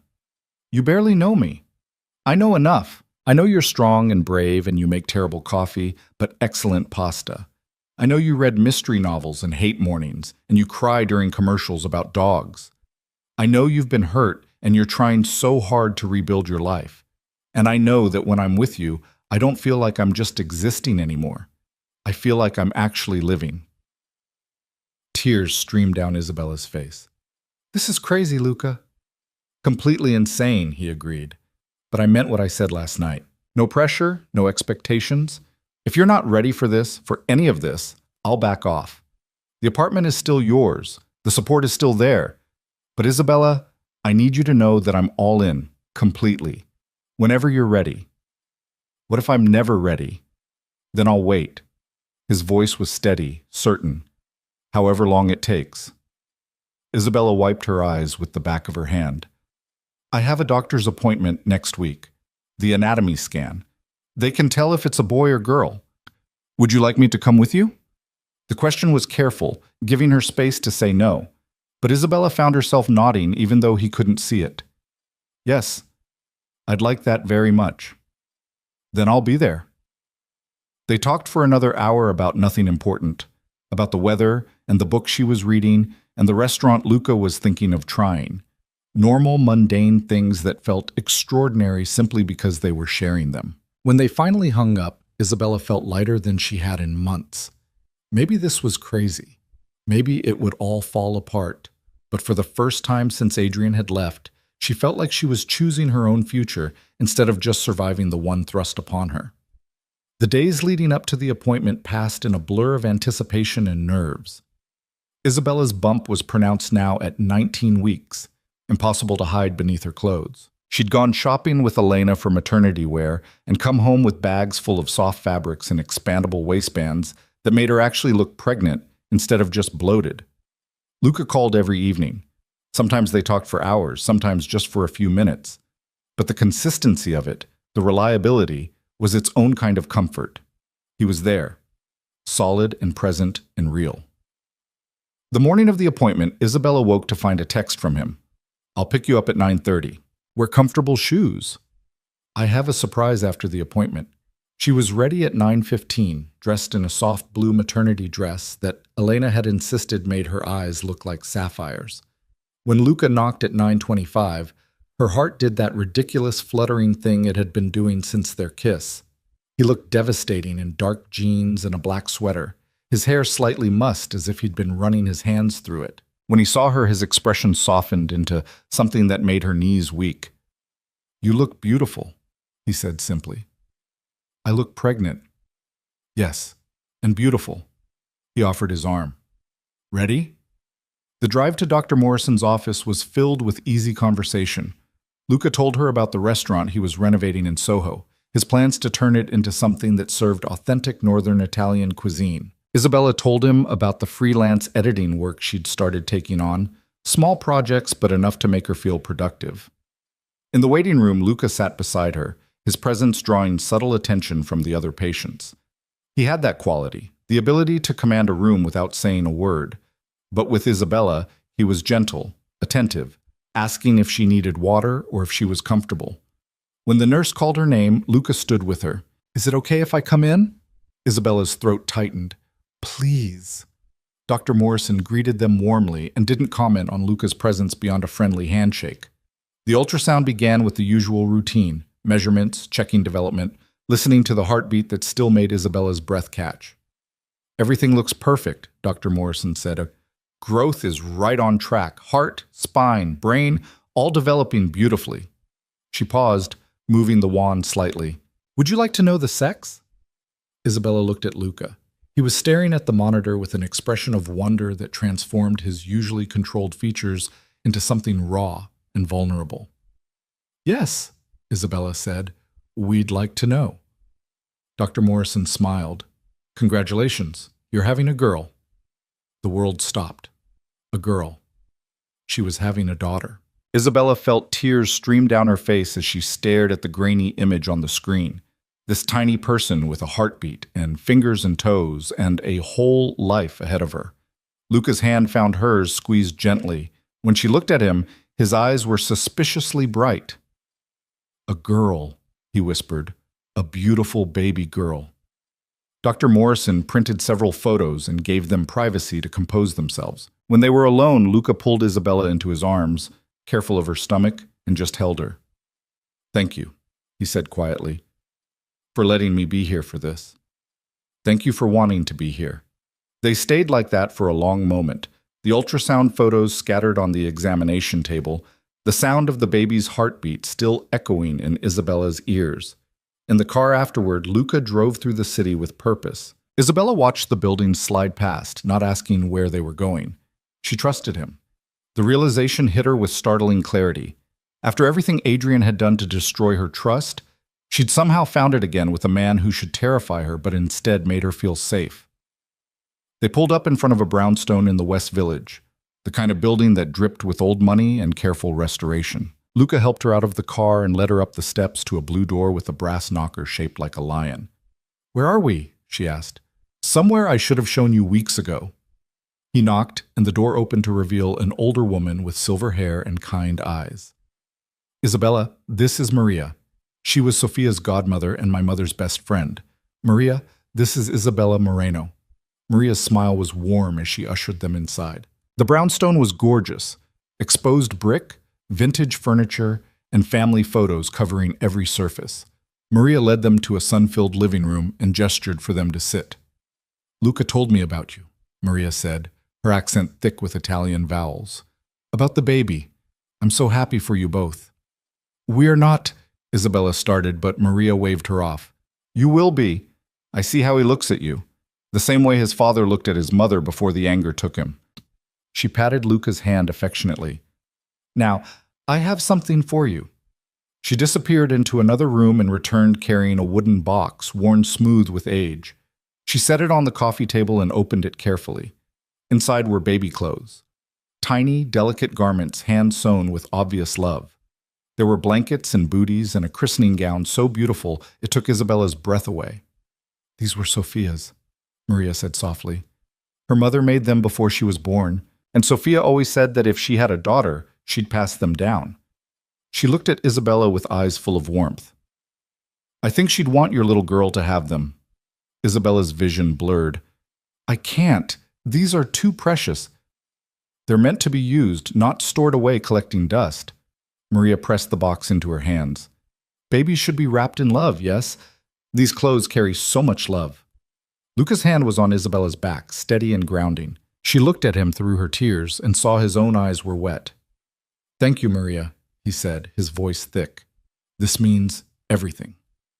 They stayed for an hour, drinking tea and eating Maria's homemade biscotti while she told stories about Sophia as a child, about her kindness and her terrible singing voice, and her dreams of becoming a teacher. The stories were bittersweet but beautiful, and Isabella felt honored to be trusted with them. When they finally left, Isabella carried the box of baby clothes like it was made of glass. In the car, Luca was quiet, his hands gripping the steering wheel tightly. "Are you okay?" Isabella asked. I haven't been to see Maria since Sophia died, he said quietly. I couldn't face her. Couldn't face anyone who reminded me of what I'd lost. But today, showing her that you're having a girl, seeing her smile again, he trailed off. Thank you for coming with me. Thank you for sharing this with me, for trusting me with Sophia's memory. He looked at her then, really looked at her, and what she saw in his eyes made her heart stutter. Isabella, I need to tell you something. Okay. I'm falling in love with you. The words were raw, honest, stripped of any pretense. I've been fighting it since that night in the park, telling myself it was just guilt or obligation or the need to fix what happened with Sophia. But it's not. It's you. The way you laugh at terrible jokes and the way you cry at ultrasounds and the way you're building a whole new life from absolutely nothing. You're extraordinary, and I'm falling in love with you. Isabella couldn't speak, couldn't breathe. All she could do was stare at this man who'd saved her in so many ways, who'd given her safety and support, and now his heart. You don't have to say anything, Luca continued. I'm not asking for a response or putting pressure on you. I just needed you to know, because we're having a daughter. We? The word escaped before she could stop it. If you'll let me. If you'll let me be her father, not because of obligation or guilt, but because I can't imagine not being part of her life, part of your life. He pulled the car over, turned to face her fully. Isabella, I want to be there for every moment, every midnight feeding, every diaper change, every first. I want to teach her to be brave like her mother. I want to give her the childhood Sophia never got to give her own daughter. I want... His voice broke. I want to be a family. The tears came then, hot and fast. Isabella launched herself across the console and kissed him with everything she had. All the fear and hope and desperate longing that had been building since that night in the park poured into the kiss. When they finally broke apart, both gasping, she pressed her forehead to his. I'm falling in love with you too, she whispered, and it terrifies me. Why? Because last time I loved someone, they destroyed me. Because you're supposed to be dangerous and wrong and everything I should run from. Because this is all happening so fast, and I'm afraid that if I let myself believe in it, it'll disappear. Luca cupped her face in his hands, his touch infinitely gentle. I can't promise I won't hurt you. I'm human, and humans make mistakes. But I can promise that I will never abandon you, never make you feel invisible, never put anything above you and our daughter. You're not a convenience or a placeholder. You're everything. Our daughter, Isabella repeated, testing the words. You really want to adopt her? More than I've ever wanted anything. I want her to have my name, my protection, my love. I want to be her father in every way that matters. He kissed her softly. But only if that's what you want. What I want is terrifying. Tell me anyway. Isabella took a shaky breath. I want you to be there when she's born. I want you to walk her to her first day of school and teach her to ride a bike and scare away her first boyfriend. I want to wake up next to you and fall asleep in your arms and build something real that doesn't fall apart when things get hard. I want... Her voice broke. I want to be a family too. The kiss that followed was different from the others. Slower, deeper, full of promise and possibility. When they finally pulled apart, Luca was smiling, a real smile that transformed his entire face. So we're doing this? He asked. Really doing this? I think we've been doing this since you stepped out of the shadows in that park. Isabella laughed through her tears. I was just too scared to admit it. Not scared, careful. There's a difference. He brushed a tear from her cheek. And I love that about you. You don't trust blindly. You make people earn it. They drove back to her apartment in comfortable silence, hands linked across the console. When they arrived, Luca carried the box of baby clothes upstairs and set it carefully in the empty second bedroom. We should start thinking about the nursery, he said, looking around the bare space. What colors do you like? You're really ready to jump into this? Isabella, I've been ready since the moment I saw you on that bench. He pulled her close, one hand resting on her bump. Besides, we only have a few months. July will be here before we know it. They spent the evening looking at nursery ideas on his phone, debating between soft pastels and bold colors, traditional furniture and modern designs. It felt surreal and perfect, and utterly domestic in a way that made Isabella's heart ache with happiness. When Luca finally left, late, after kissing her senseless against the door, Isabella stood in the empty nursery and imagined it filled with life. A crib in the corner, a rocking chair by the window, shelves full of books and toys, and Luca standing in the middle of it all, holding their daughter with the same wonder she'd seen on his face during the ultrasound. Their daughter. Not Adrian's. Theirs. She placed her hand on her stomach, feeling the gentle flutter of movement. "You're going to have an amazing father," she whispered. "Someone who chose you, who wanted you before you were even born, who'll love you with everything he has." The baby kicked in response, and Isabella laughed through fresh tears.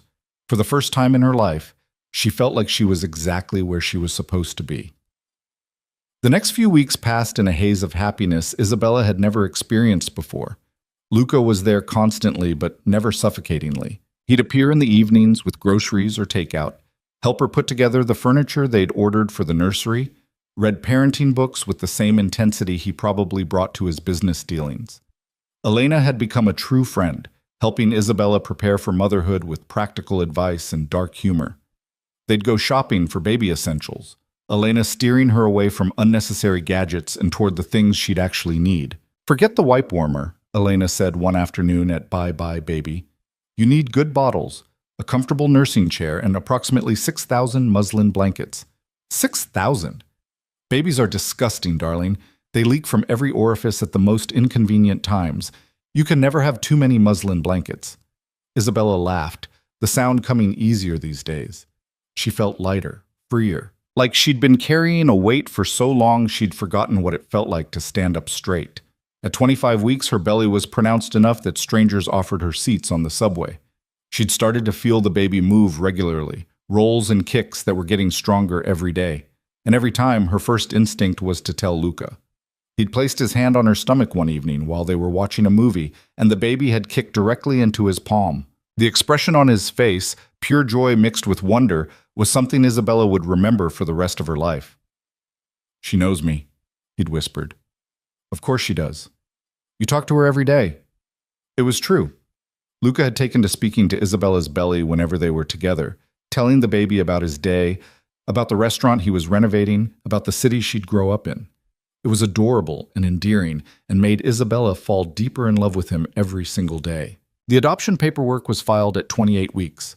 Margaret had prepared everything meticulously, and when Isabella signed her name giving Luca permission to adopt her daughter, it felt like the most natural thing in the world. "It'll be finalized shortly after she's born," Margaret explained. "We'll file the birth certificate with Luca listed as father, and the adoption will be processed within weeks. Legally, she'll be a DeLuca from the start." A DeLuca. Their daughter would carry Luca's name, his protection, his legacy. It was overwhelming and perfect all at once. That night, lying in bed with Luca's arms around her and his hand on her belly, Isabella finally asked the question that had been nagging at her. "Do you ever worry that people in your world will use her against you? Use us?" She felt him tense behind her. "Every day. But you're not backing away." "No, because backing away doesn't make you safer. It just makes you alone." He kissed her shoulder. "I've increased security. The building has been thoroughly vetted. Everyone who works there has been background checked. And I have people watching for any threats, any indication that someone might try to use you to get to me." "That sounds exhausting." "It's necessary. And Isabella, I need you to promise me something." "What?" "If anything ever feels wrong, if someone approaches you, if you notice anything unusual, you tell me immediately, no matter how small it seems." Isabella turned in his arms to face him. "You're scaring me. I'm being realistic. My world is dangerous.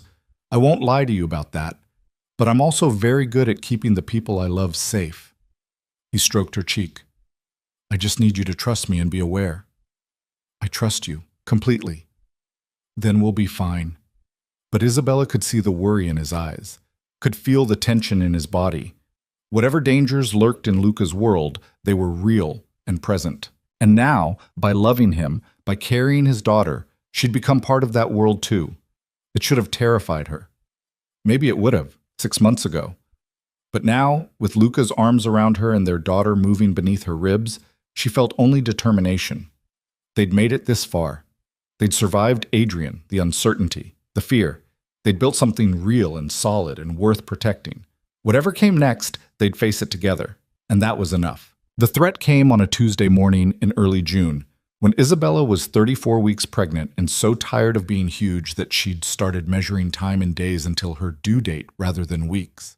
She'd woken to use the bathroom for the third time that night and was shuffling back to bed when her phone lit up with a text from an unknown number. The message was simple and chilling. Beautiful apartment. Shame if something happened to it. Tell DeLuca we need to talk. Isabella's blood ran cold. She grabbed the phone with shaking hands and immediately called Luca. He answered before the second ring, alert despite the 3 a.m. hour. What's wrong? She read him the message, her voice trembling. There was a beat of silence, then she heard movement, the rustle of clothes. I'm coming over. Lock the door. Don't open it for anyone but me.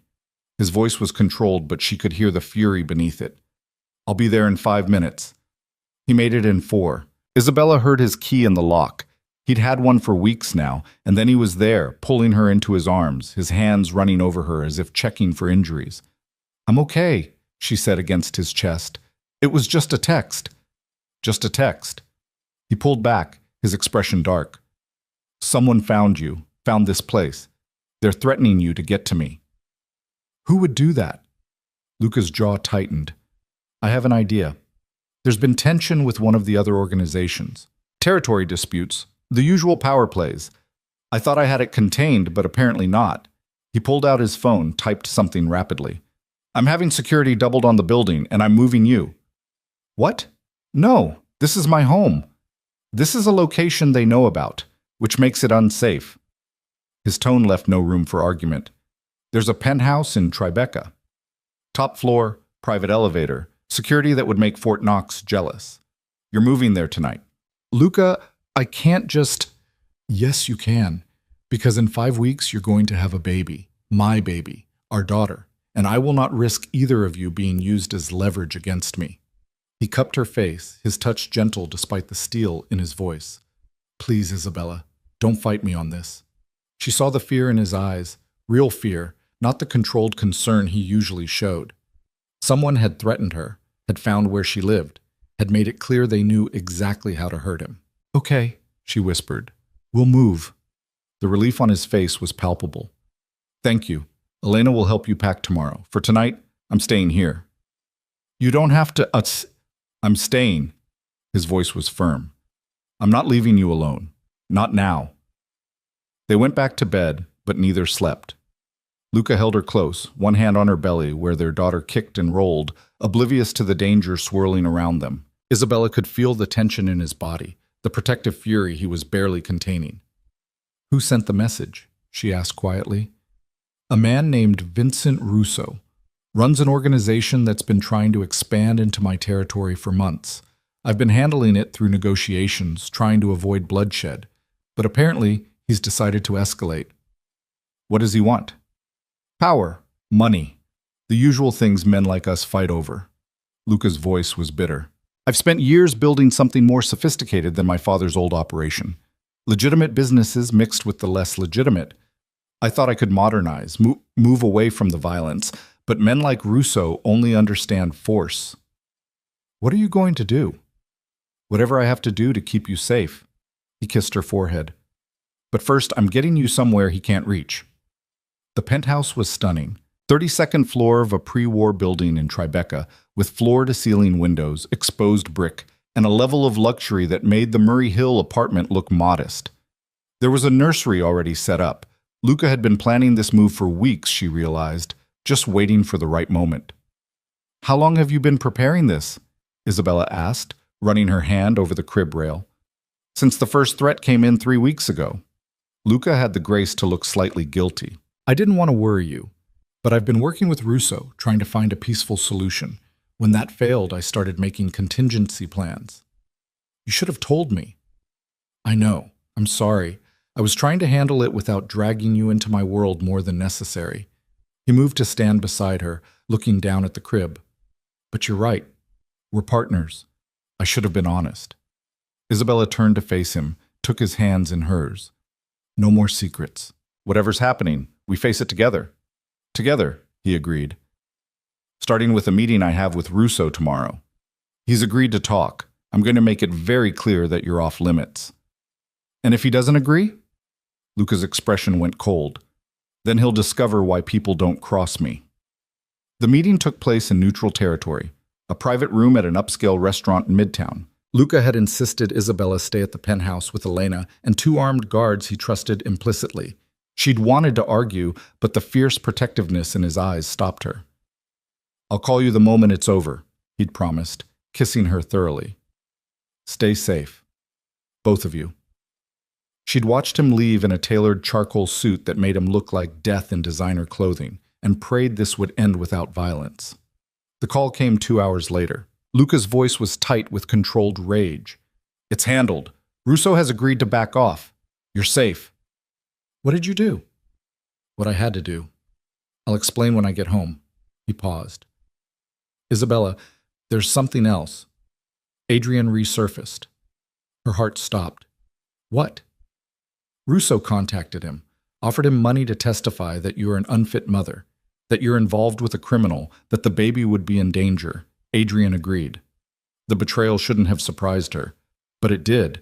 He signed away his rights, and apparently regrets it now that there's money involved.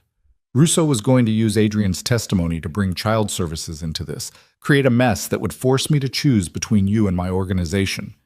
Luca's voice was ice, but I took care of it. How?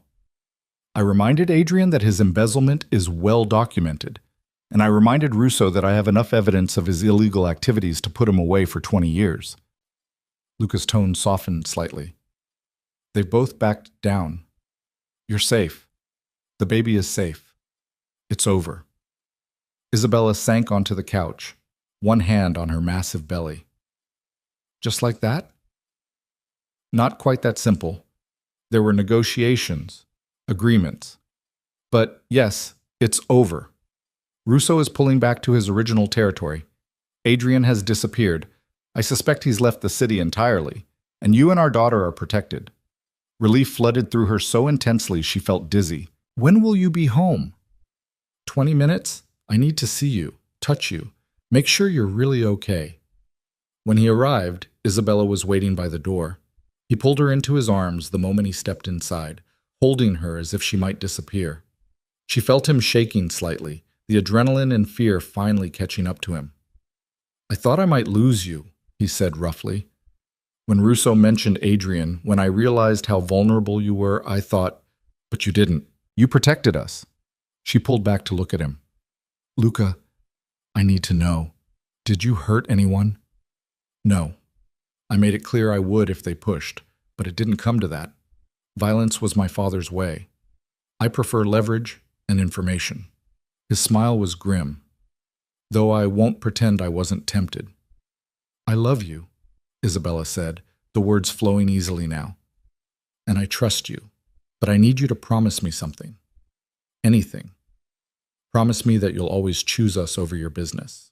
That if it comes down to your empire or your family, you'll choose family. Luca cupped her face in his hands, his dark eyes fierce with conviction. I already have. The moment I saw you in that park, the moment I decided to help you, I chose family over everything else. My business matters, yes, but you and our daughter, you're everything. That night, they lay in bed in their new home, and Luca talked about the future, about selling off the less legitimate parts of his operation, focusing on the restaurants and real estate he'd been building, about becoming the kind of man their daughter could be proud of. I want her to know what I do, he said, not hide it or pretend I'm something I'm not, but I want to be able to explain it without shame, without fear that she'll grow up afraid of her own father. She won't be afraid of you. She'll love you, just like I do. He kissed her then, slow and sweet, his hand resting on her belly where their daughter kicked steadily. I can't wait to meet her. 3 more weeks. If she's on time. She'll be early. Strong-willed women always are. Isabella laughed, and the sound filled the beautiful penthouse with warmth. They'd survived so much. Abandonment, threats, fear. They'd built something solid from the ashes of her broken marriage and his crushing guilt, and now they were about to become a family. 2 weeks later, at 36 weeks and 3 days, Isabella's water broke during dinner. One moment she was eating the pasta Luca had made, the next she was standing in a puddle staring at him with wide eyes. "That's not supposed to happen yet," she said inanely. Luca was already moving, grabbing the hospital bag they'd packed weeks ago, calling the car service, helping her change clothes with efficient calm. But she could see the barely controlled panic in his eyes. "It's okay," she said, gripping his hand through a contraction. "Women have babies early all the time. She's just impatient." "Like her mother," Luca said, and despite everything, he smiled. The hospital was a blur of activity. Dr. Morrison was called, labor progressed faster than expected, and before Isabella knew it, she was being told to push. Luca stayed by her side the entire time, holding her hand, wiping her forehead, whispering encouragement even when she cursed him for getting her pregnant in the first place. "I didn't get you pregnant," he said, amused despite the situation.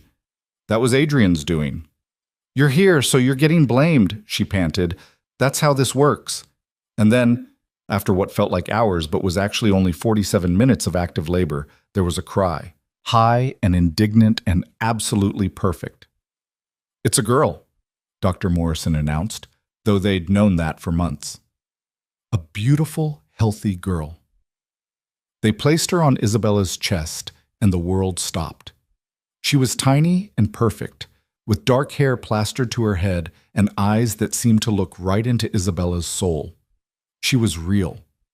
After months of fear and hope and preparation, she was finally real.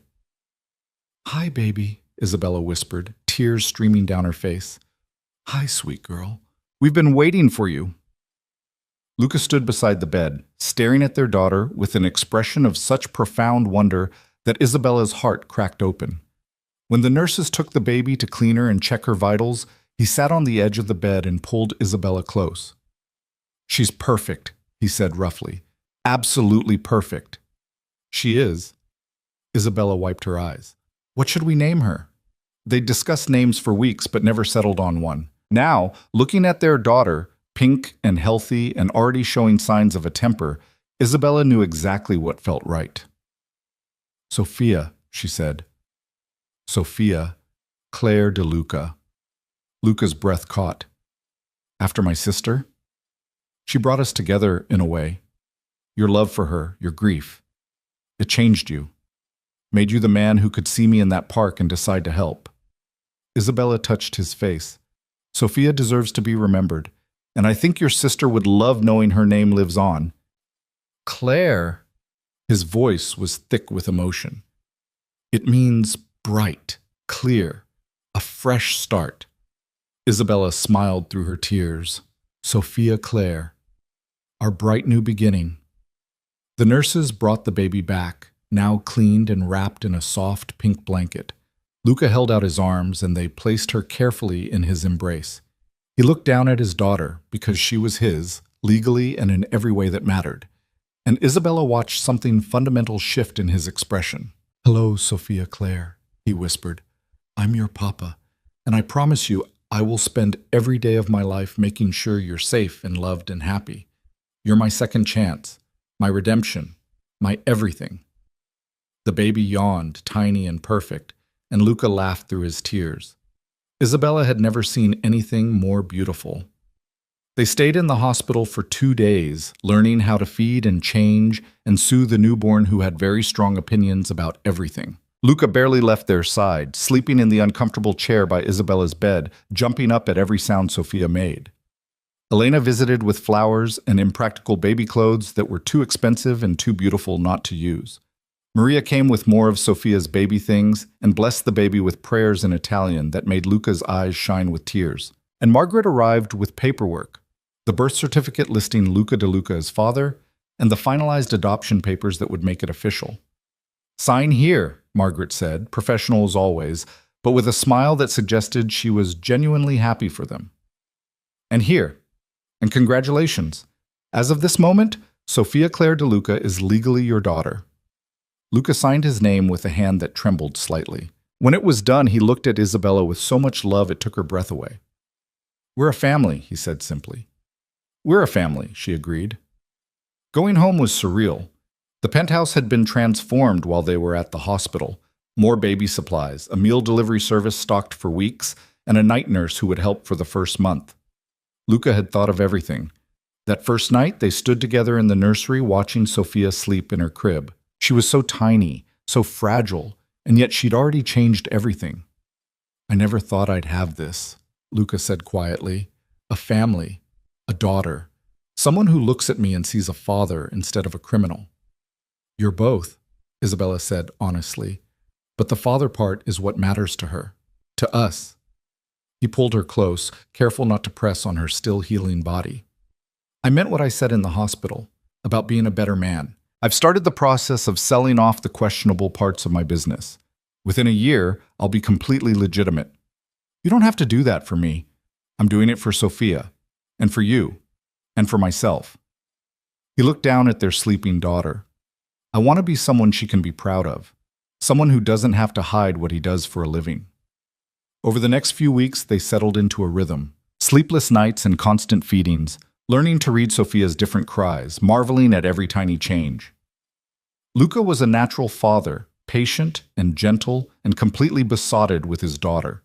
He'd sit for hours with her on his chest, talking softly in Italian, telling her about the city she'd grow up in and the adventures they'd have together. Isabella watched him transform from the controlled, dangerous man she'd met in the park into someone softer, more open. He still had that edge, that quiet authority. But with Sophia, he was tender in ways that made Isabella fall in love with him all over again. One evening, when Sophia was 6 weeks old and finally sleeping for longer stretches, Luca found Isabella standing at the window, looking out at the city lights. He came up behind her, wrapped his arms around her waist. "What are you thinking about?" he asked. "That night in the park. How completely hopeless everything felt. How I was convinced my life was over." She turned in his arms to face him. "I thought I was sitting there waiting for the world to end. Instead, I was waiting for it to begin." "You saved yourself," Luca said. "I just provided the tools." "No, we saved each other." Isabella kissed him softly. "You gave me safety and support. I gave you a reason to be someone better. We built this together." From the nursery came a small cry. Sophia, waking up hungry. They both smiled, the sound no longer causing panic, but instead a kind of tired acceptance. "Your turn," Isabella said. "Our turn," Luca corrected, taking her hand. They walked together to the nursery where their daughter waited. Luca picked her up with practiced ease while Isabella settled into the rocking chair. As Sophia nursed, Luca sat on the floor beside them, his hand on Isabella's knee, watching his family with an expression of complete contentment. This was it, Isabella thought. This was what happiness looked like. Not the fairy tale version with perfect circumstances and easy answers, but the real version, built from struggle and choice and two broken people deciding to be whole together. 6 months later, on a crisp December evening, Luca proposed properly. He took Isabella to the park where they'd first met, to the bench where she'd sat alone and terrified. Sophia was bundled against the cold in Luca's arms, watching the world with curious dark eyes that matched her father's. "I've been thinking about this moment since the night I met you," Luca said, setting Sophia carefully in her stroller before getting down on one knee. "I've tried 100 times to find the right words, something that would capture what you mean to me, what you've given me. But every time I come back to something simple." He pulled out a ring, vintage, with a center stone that caught the streetlight and sparkled like captured fire. "This was my mother's. The one thing she left behind that my father didn't destroy. I've kept it for years, never imagining I'd have someone to give it to, but Isabella, you've given me everything. A family, a purpose, a future worth building. Will you marry me?" Isabella looked at this man who'd saved her when she was broken, who'd chosen her and her child when he could have walked away, who'd built a life with her from absolutely nothing. Then she looked at their daughter, perfect and healthy, and loved beyond measure. "Yes," she said, laughing and crying at the same time. "Yes, absolutely yes." The ring fit perfectly. Luca stood and kissed her as if they were the only two people in the city, as if the park bench held only good memories now. Sophia made a happy noise from her stroller, and they broke apart laughing. "She approves," Luca said. "Of course she does. She's smart like her mother." They walked through the park together, a family now in every sense that mattered. Luca pushed the stroller while Isabella held his other hand, and they talked about the future, about the wedding they'd planned for spring, about the restaurant Luca was opening that would be completely legitimate, funded entirely by clean money, about the editing business Isabella had been building from home, about giving Sophia siblings someday, when they were ready, about all the beautiful, ordinary things that made up a life. When they got home, Elena was waiting with champagne and sparkling cider. She'd known about the proposal, had helped Luca plan it, and her delight was genuine. "Welcome to the family officially," she said, hugging Isabella. "Though really, you've been family since the moment Luca called me at midnight asking if he was insane for wanting to help you." "And what did you tell him?" Isabella asked. "That he was completely insane, and that he should do it anyway." Elena smiled. "Best advice I ever gave."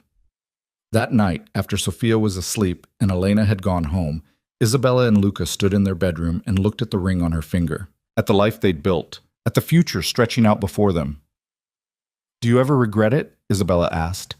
"Taking on a pregnant stranger with more problems than solutions?"